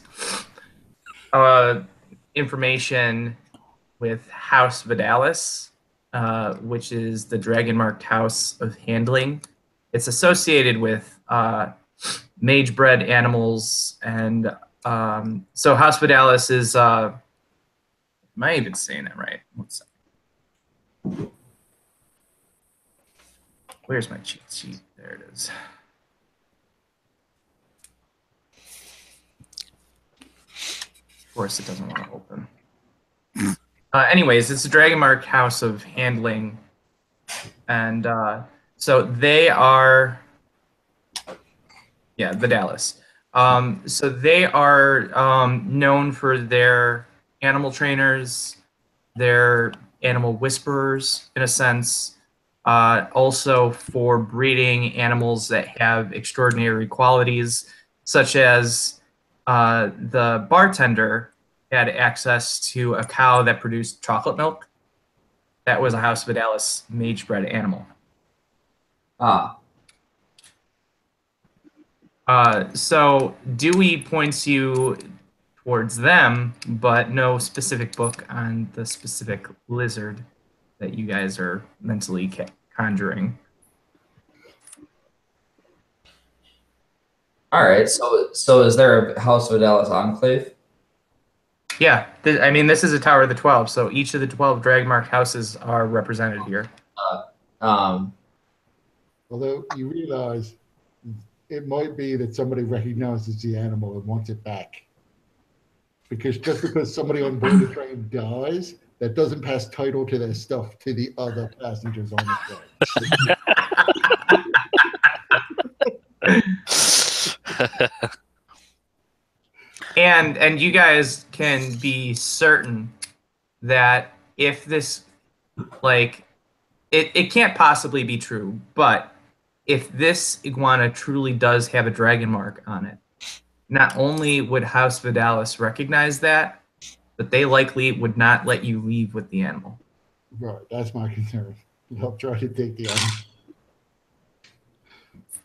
I see nothing wrong with that. Yeah. Actually, Actually, any of the dragon marked houses are likely to recognize a dragon mark because of their obvious familiarity with it, and they are likely to want possession of the creature and will not let that go lightly. So actually, Tacitus, you are aware that if you guys want to continue traveling unmolested, you need to hide the iguana. Indeed. Which puts you in an interesting situation since you're supposed to be one of the lead security here for the Tower of the 12. I think he already quit, technically.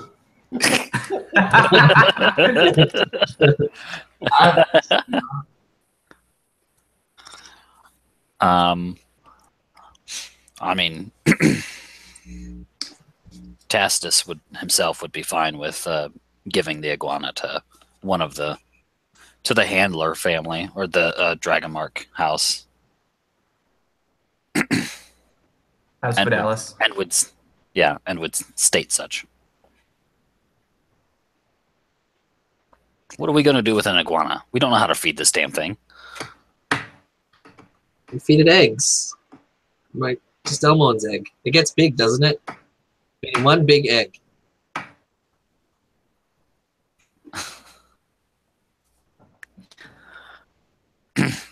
I'll view it as up to Marthow. I'm perfectly fine handing it over to House Vidalis, too, to be honest. Well, as much as I'd like to keep it, I'm a little concerned about what this thing actually is. We could be carrying around something potentially very dangerous or very helpful and not know it. And then all of a sudden become the interest of wandering parties of Warforged. Actually, Black on this. Yeah, I'm no longer convinced that this is what they were after. Yeah, I think it's a lichen spy. We should hand it away. They're rare iguanas. It has a dragon mark on it. Sneaky. I'm not sure this Very is sneaky. it could be a prisoner. Think of the kind of enclosure it was in. It was in a heavy leaded box that could not be broken into, and only through Tacitus's great mageliness were we able to open it. You know, this was not necessarily a light ride by any means. This could be a dangerous person or magic user was polymorphed. And shoved into a little box. Shoved into a box because perhaps that was the only safe way to transport it. Although I actually don't think that's how polymorph would work on the dragonmark. I think the dragonmark would just normally disappear. So it would have to be some special magic. Well, it would be an interesting way to transport a dangerous spellcaster. Change him into an iguana, put him in a lead-lined box, magically lock the box.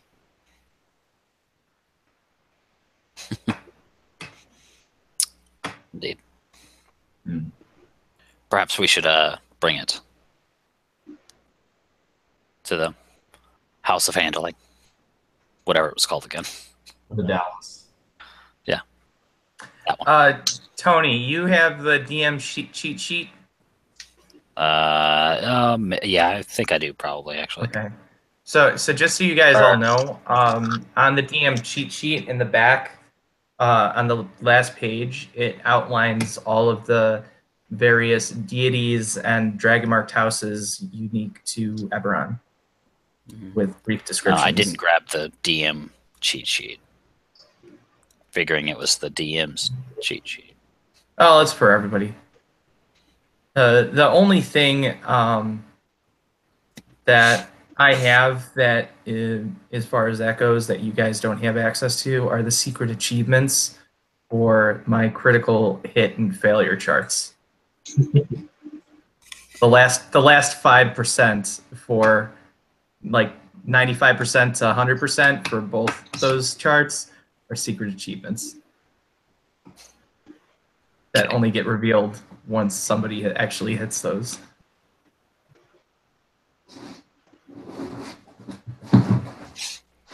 You know, Marthow, I'll have to pick it up sometime. The other. What it wants to Can you speak with it?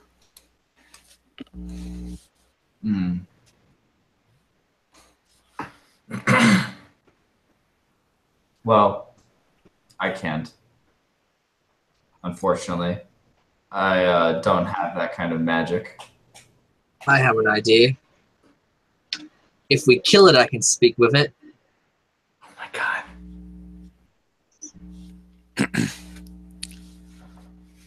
I'm gonna go ahead and say no. I'd rather return it to House Vidalis, unspoken to, I think. Yeah. Petrie, how would you speak with it? I can speak with the dead. So speak with with a dead iguana. Speak with the dead iguana. Are you a pet Saiyan? A sayer? If it's dead, I can speak with it. If I throw enough inspiration dice at it, it might work.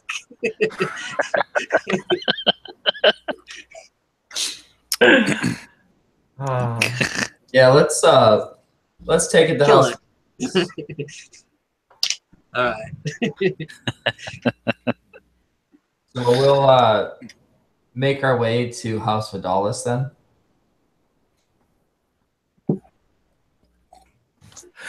To their enclave within the Tower of the 12. Okay. So the enclave for House Vidalis definitely smells very much like a barnyard, because in many senses it is. There are a number of creatures of all shapes and sizes, both walking around freely and in cages and pens of various sorts. Some of them are very normal looking. Others are huge or diminutive versions that you would normally see. Like you have a full-grown grizzly bear that's the size of a teddy bear, as well as a horse that is twice the size of a normal horse, as well as bearing a thicker, bony hide around several of its flanks, along its flanks and joints. So you see a lot of things there, and somebody approaches you and says, "Oh, hello, can I help you?" And it's a young woman with brown hair and brown robes. I said, hold on a second, and then I pull everybody back and huddle up, and I said, "Listen, this is the only treasure we found since I hooked up with you guys. So do not just give them the magic iguana. Bargain. Hey. We fought a Warforged Titan for this thing to pay for returning it. The magic iguana, they're an animal house. They should pay through the nose for this." I'll just say, good luck. And I was like, Ivor, clearly you're the bargainer amongst us. Perhaps you can make sure that we don't get a bad deal. Well, it's not my forte, but I could try. Hello, young lady. We're here because we defeated a Warforged Titan and found a magic iguana, and I got interested in selling it to the people at House Vidalis. So she kind of looks at you for a minute, and then she eyeballs the rest of you and said, Did he hit his head? Is he okay? I don't understand what he's talking about. Perhaps you've heard the story of the group that defeated a Warforged Titan on the train provoke y'all? No, I'm sorry. I don't get out much. I don't really follow what's in the paper. Well, there was an attack on a train that we had to defend against. As part of that attack, we came across a magic box that had a magic iguana inside it. How do you know it was a magic iguana? Because it has a little mark on it. Show the iguana.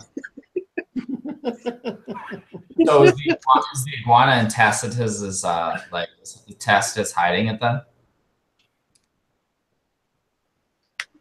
The iguana? No, I wouldn't be hiding it. I probably would have carried it here, though. So she can see the iguana. Okay, so Tacitus, you're going to present the iguana? Sure. That's one way to put it. Whatever flank of the iguana has the mark, I'll just so she looks at it. Lazily, like arms hanging. This magic box here. I assume we brought the box with us. That's a free one. I don't grab it, but we could. Ivar and Marthow, you guys give me insight checks. Correct. Never mind.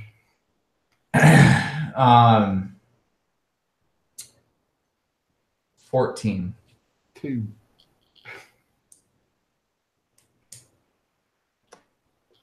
So she plays at trying to have a poker face, but you can see that her eyes kind of bug out when she sees what appears to be a dragon mark on this thing. But then she gets her composure and says, "Why would you paint on that poor lizard?" That is not paint, or at least it's not our paint. And I'm going to go over and start scratching the side of the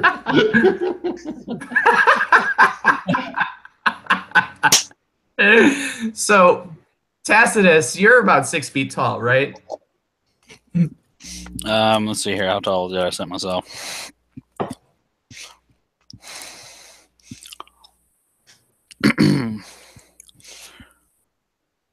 Ah, shit. It's somewhere in here. Yeah, I'm very close to 6 feet. Yeah. All right. So I picture Ivar, a little gnome, literally on his tippy toes, reaching up, trying to scratch the painting. If that's the case, I use my elevated boots to Oh yeah. to lizard level.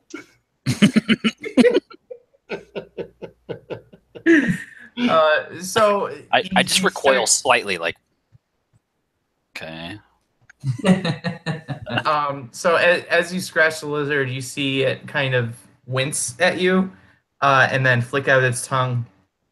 But it doesn't come off, and it doesn't appear to be paint. We'll go back down. Nope, not paint. Well, I mean, if you don't want it, that's fine. No, I'm sure somebody. It's a perfectly good magic lizard. No. We will take it into our care. We are not just here to experiment on animals or create new and ingenious animal creations, but we all are also a care center. And so we will care for this homeless iguana, of course. But we're not necessarily looking just for someone to take the iguana. We're looking to sell the iguana because we nearly died in its protection. Yes. There were like 7 Warforged Titans that were just beaten on a lightning rail. And we had to knock them all off so the lightning rail could escape. Yes. Right. So what are you asking for? 5,000 gold pieces. You gotta be joking. He's joking, right? Right? He's joking. 5,000? There are plenty of people we could probably find to buy the lizard. If not, we've got ourselves a magic lizard for a while. Yeah. It sounds like she's not interested, Ivar, so let's just be on our merry way. Oh, hold on. My supervisor would probably, and mentor would probably want to examine the lizard and this isn't really my decision to make anyways. It really is for him. So come, I will show you to the waiting area, and then I will bring out Durkin. Durkin de Vidalis. Durkin de Dallas.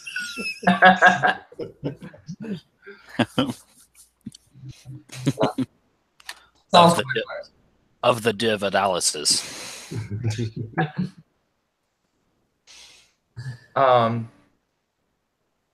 So you guys are in a little waiting area, and in the area there are some animals that are just kind of freely roaming. And there are what appear to be like rope ladders and things like that across the ceiling. And you notice one animal catches your eye, and it's a sloth. But this sloth doesn't move like a sloth does. It actually moves quite fast and is bounding across the room. And as it does that, hanging upside down, it twists its head 180 degrees to look at you guys. They're not interested in creating new and strange monsters.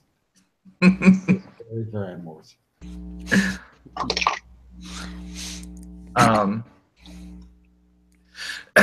So then, after a little bit, a man of average height, with a slight build, with brown robes similar to the woman's that greeted you at the door, comes into the room and says, "Hello, I understand that you have an unusual lizard that you are looking to exchange." Yeah, I suppose you could say that. Although, since then, we've been led into here, and I saw the demon lemur. I point over to the spot. What did you do to that poor thing? It can turn its head completely around, and it's running around like it's like a little mouse at top speed. That is our quick sloth.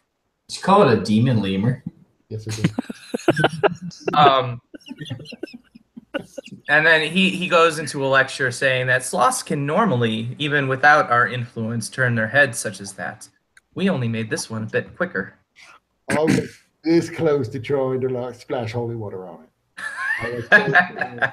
It was going to take my soul. So now I'm a little concerned about what you're going to do to our magic lizard. Not really magic, by the way. I just told another girl that. It's but it does appear to be dragon marked. Dragon marked lizard? That's impossible. Let me see this thing. Tacitus is distracted. He's basically kind of like footballing the lizard while like reaching up to pet the sloth. The sloth is kind of leaning into the petting, enjoying it greatly. But the Durkin looks at the lizard and he says, "That's an interesting birthmark. I can see why you would confuse it for a dragon mark. Certainly is an interesting specimen. It looks to be quite strong for an iguana." Well, it says I'm not interested much either, so. No, I did not say that. What is it that you are looking for in exchange for this creature? As I explained to the young lady, we spent considerable resources fighting off a Warforged attack, including Warforged Titans, protecting the life of this stupid lizard. Now we are looking to sell said lizard and try to recover some of what we lost. So many of our friends died that day. So many people on that lightning rail died to defend this lizard.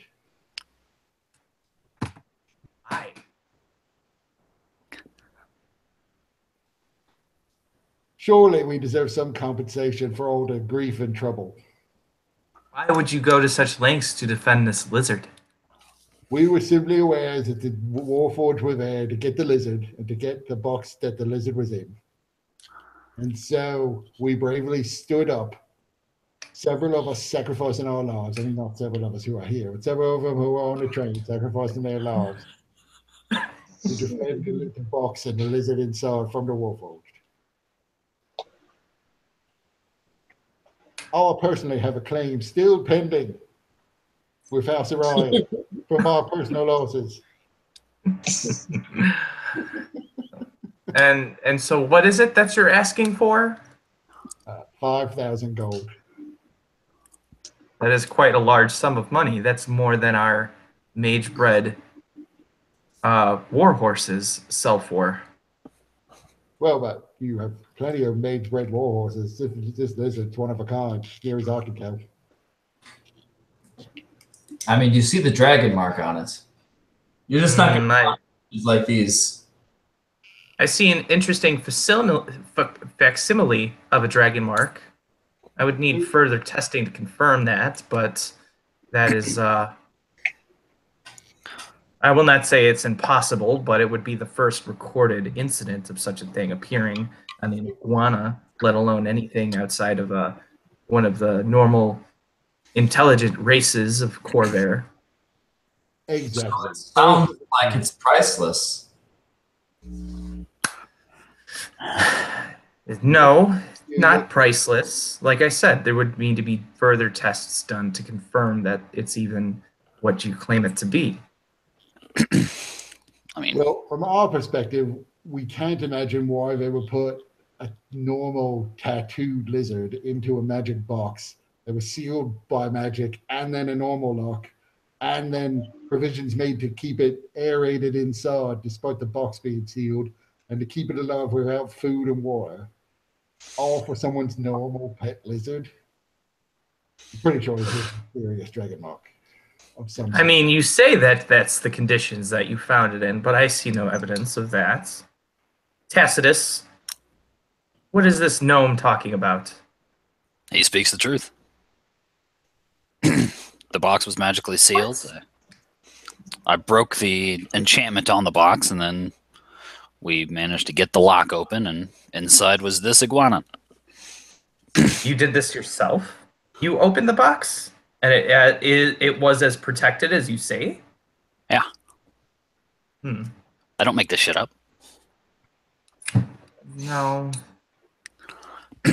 We did what we could as far as research goes. The mark is special. Perhaps it is a favored pet of somebody that was on board that train, or some kind of collector of oddities in animals. It's not uncommon for animals to have weird colorations. I mean, it's the whole point of albinism, isn't it? But clearly the lizard is of some value to certain individuals. I will give you 2,500 gold pieces. 25. I love that look, Brendan.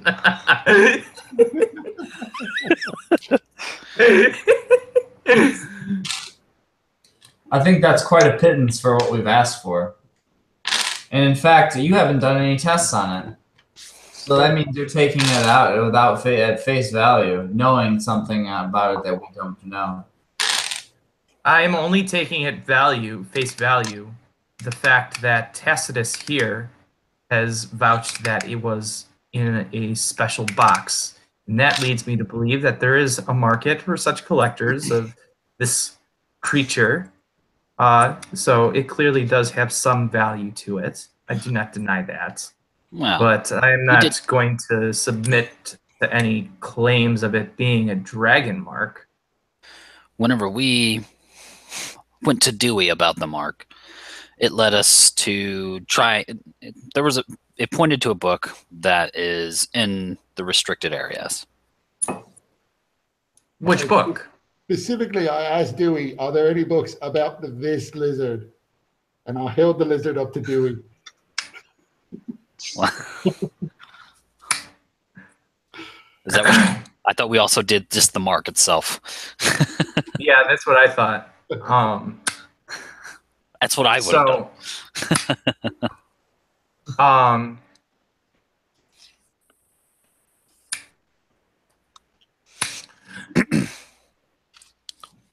So clearly something special. We know this. Yes. You are, if you don't let on, you at least suspect. Help the guys I, out. I suspect that this creature is valuable. Certainly, if Tacitus, you are not a liar. I've known you to be an honest gentleman. And so I take your word that it was clearly being carried in some kind of collector's box of some sort.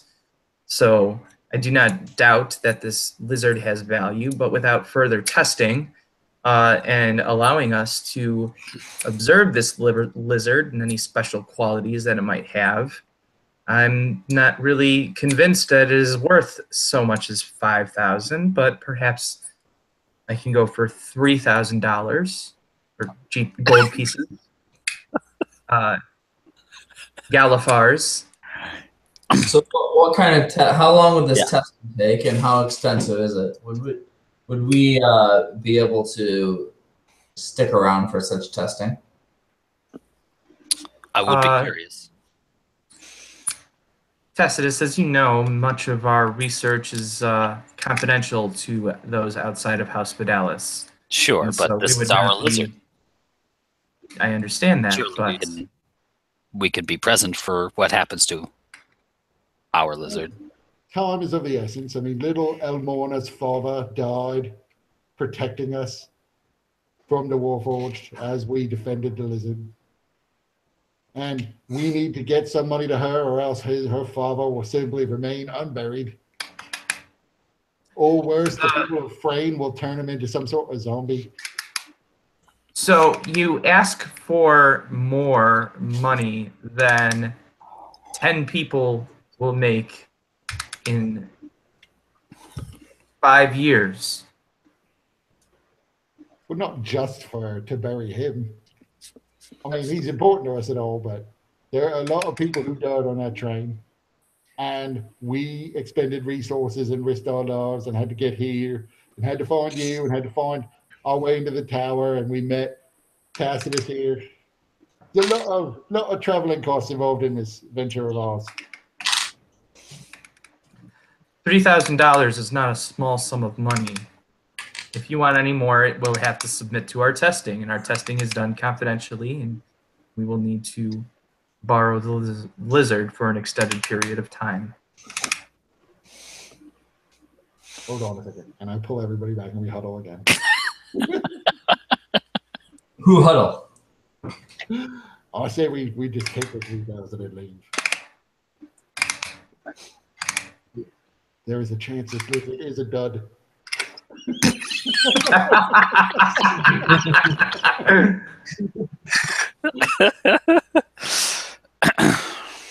How about we take 3,000 now, and then if testing goes well, and it turns out to be something, then we get another 2,000 later, or 1,000 after they verified. So we get money now and later.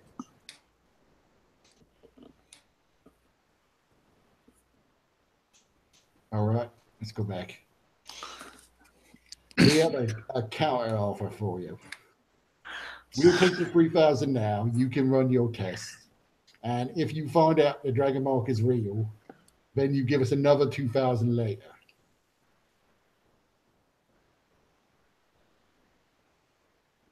All right.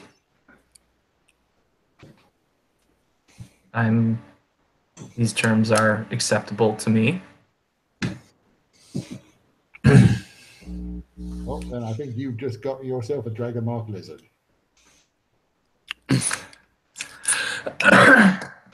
So he holds his hands out to accept the lizard and calls in another assistant who is their manager of funds to gather up the letters of credit. Can I roll an insight to see if he plans on keeping that bargain? Yeah. 17.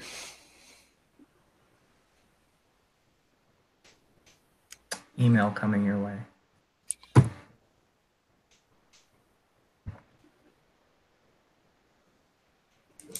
I just assume he intends on honoring it, but lying about the results of the testing if it's a dragonmark. Then, into the words of the Beatles.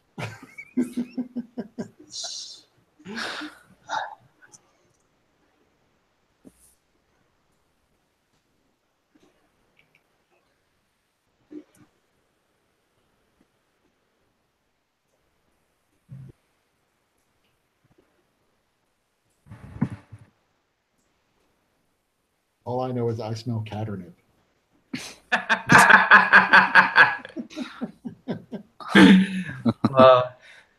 Wait, how long have you just been like foaming at the mouth for some catnip? Since you sent me the email saying what it was. All right.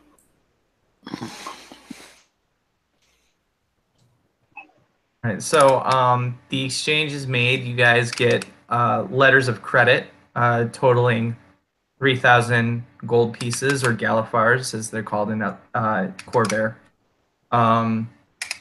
And they are sealed and marked with the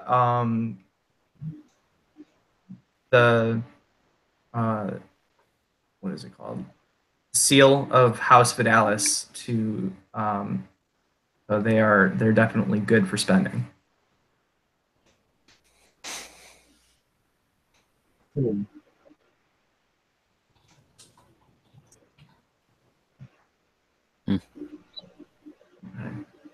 And so, is there any other business that you might have with House Vidalis?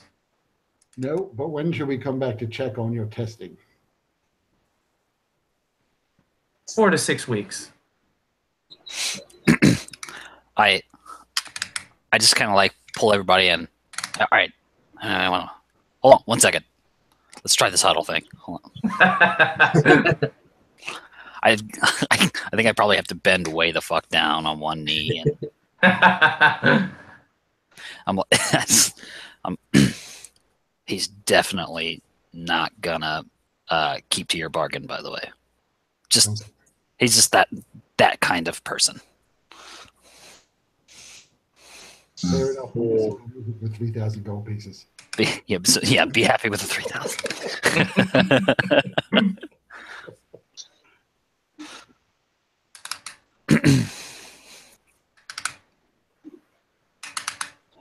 Yeah. What do you think he'll do? Do you think he'll just lie about the tests? Yeah, basically. Well, we're probably not going to be here in 4 to 6 weeks anyway to check on the tests. Yeah. Well, we could come back in 4 to 6 weeks, and the whole tower is now owned by House Fidelis. Because there's some mutant lizard which is now marking everybody. I don't know. So what I'll probably do is just make a mental note on the mark, and I'm gonna draw it down later, just so I can keep it handy. Maybe I can research it someplace else. Okay. Do you have that one beat for the keen mind? No, I do not. Okay. So give me an intelligence check to determine how accurately you can maintain that mental image in your head.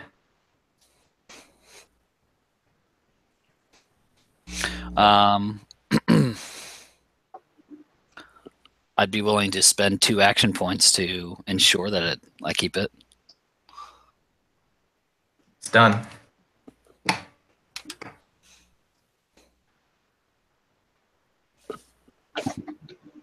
All right, so you'll be able to replicate it flawlessly. Perfect. Steel trap. All right, so what do you guys want to do now? I have some business to attend to. I'll see you later. And I'm like running out the door. Suckers!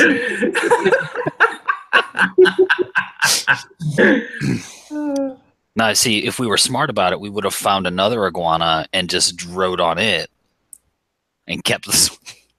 Ooh. Yeah. Alice, I'll perfectly fine. Just find a new animal, something on the side of it. Yeah.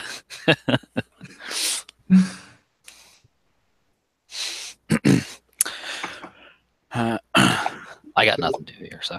I'm off to find a gnome catnip salesperson, but I have to go to sleep soon.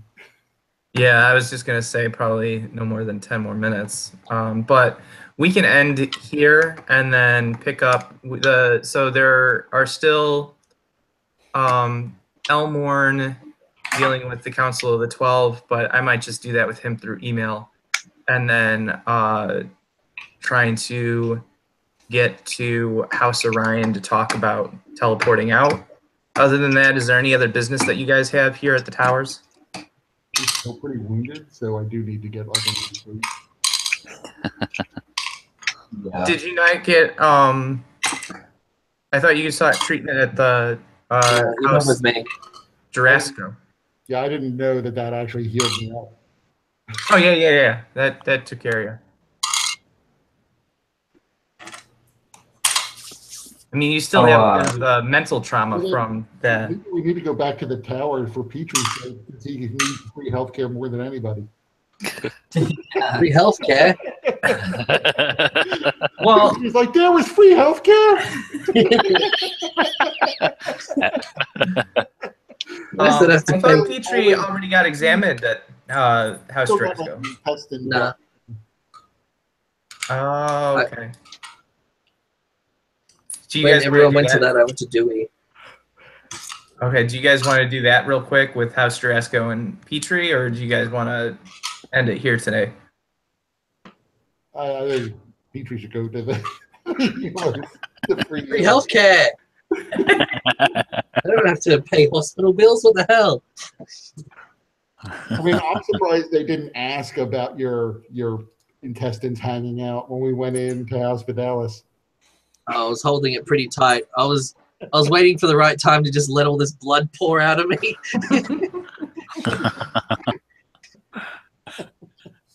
So when you go to House Jurassico, they see you and they see all of the blood kind of trailing behind you, and you see like 3 of the halflings just go white, and they run up to you, and with a lot more strength than you would expect from like 3.5 feet tall little children-like creatures. They pull you into one of the exam beds and start tearing off your clothing and your armor. And you hear a couple of their medicine men shouting orders to lower interns. They do their best to sew up the wounds, but any time that they attempt to use healing magic on you, you see that there's some kind of reaction that is painful to them. And so your wounds continue to resist healing, but they are able to use physical means with the stitching to at least slow the bleeding a bit. But your blood doesn't seem to clot. And they do some exams on you, not healing magic directly, but more divination magic to determine what's going on, to see if there's any curse laid upon you or anything like that. They also try to remove the sword from your hand, but you are gripping it with like your knuckles turning white. They're not able to remove it, and so they look to see if there's any kind of curse or anything, and there's nothing that their magic can find. So they're kind of stumped as to what is going on. And they're also very stumped as to the fact that it seems like you have bled out, but you still have more blood to bleed.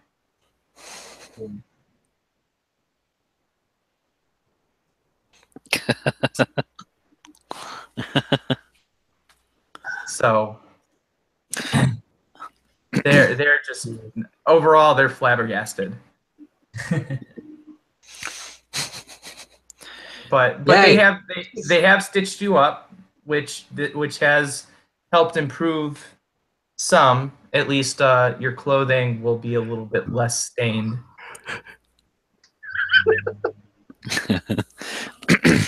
Until, of course, you bust the stitches.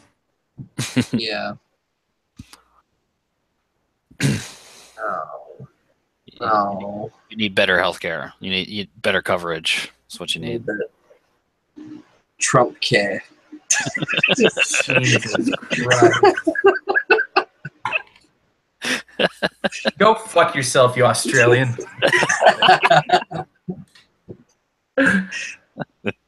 Oh, we got free healthcare over here. It's good stuff. Yeah, that's why I said go fuck yourself. Yeah, I love it. A lot of places have free healthcare. Yeah. Ridiculous. So, Petrie, did you have any questions or anything about like the halflings working on you, or?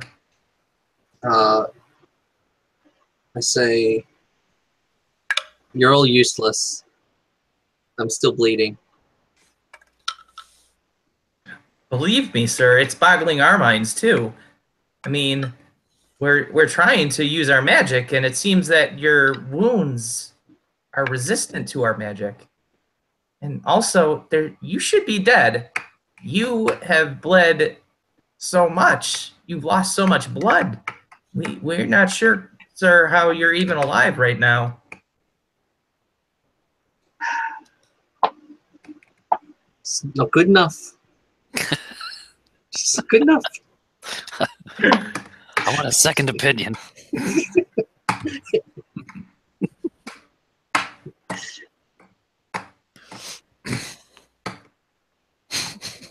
I saw you guys wincing in pain. Why didn't you just take a little bit of my pain away with your pain? Is that how it works? No. No. Sir, whatever did this to you, it reacts with our healing magic. What is it that happened? What did this to you? It's a long story. Here's I know there's a book around here somewhere which has it. You just gotta go read it.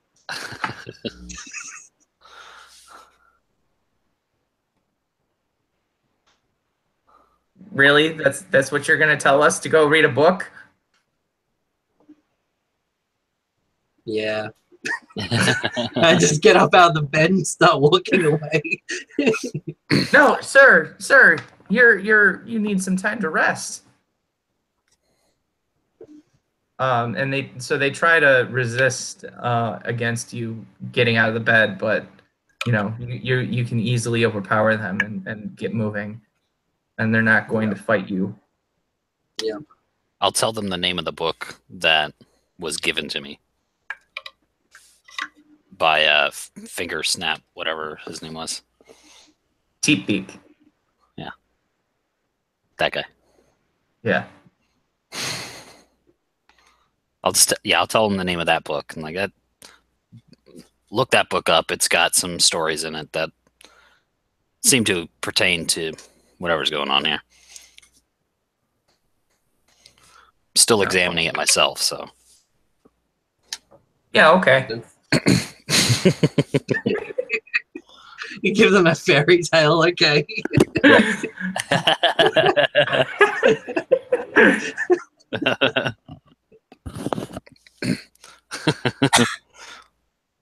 All right. So what do you guys think of the session tonight? A lot of role playing. It's good. That gecko iguana is very troublesome by the sounds of it. I'm sure the iguana will come back at some point. It's definitely going to come back. It'll be like the one thing that can cure Petrie. And you guys gave it away for $3,000. And a promise for more. Maybe. But we're definitely not getting anything more. Not without a lot of fucking hassle. Well, we could always stage a lizard break tonight. And then sell it to him again. Look, we found another one. Interesting, because we lost the first one. Not our problem. Go to a different city. Be reasonable.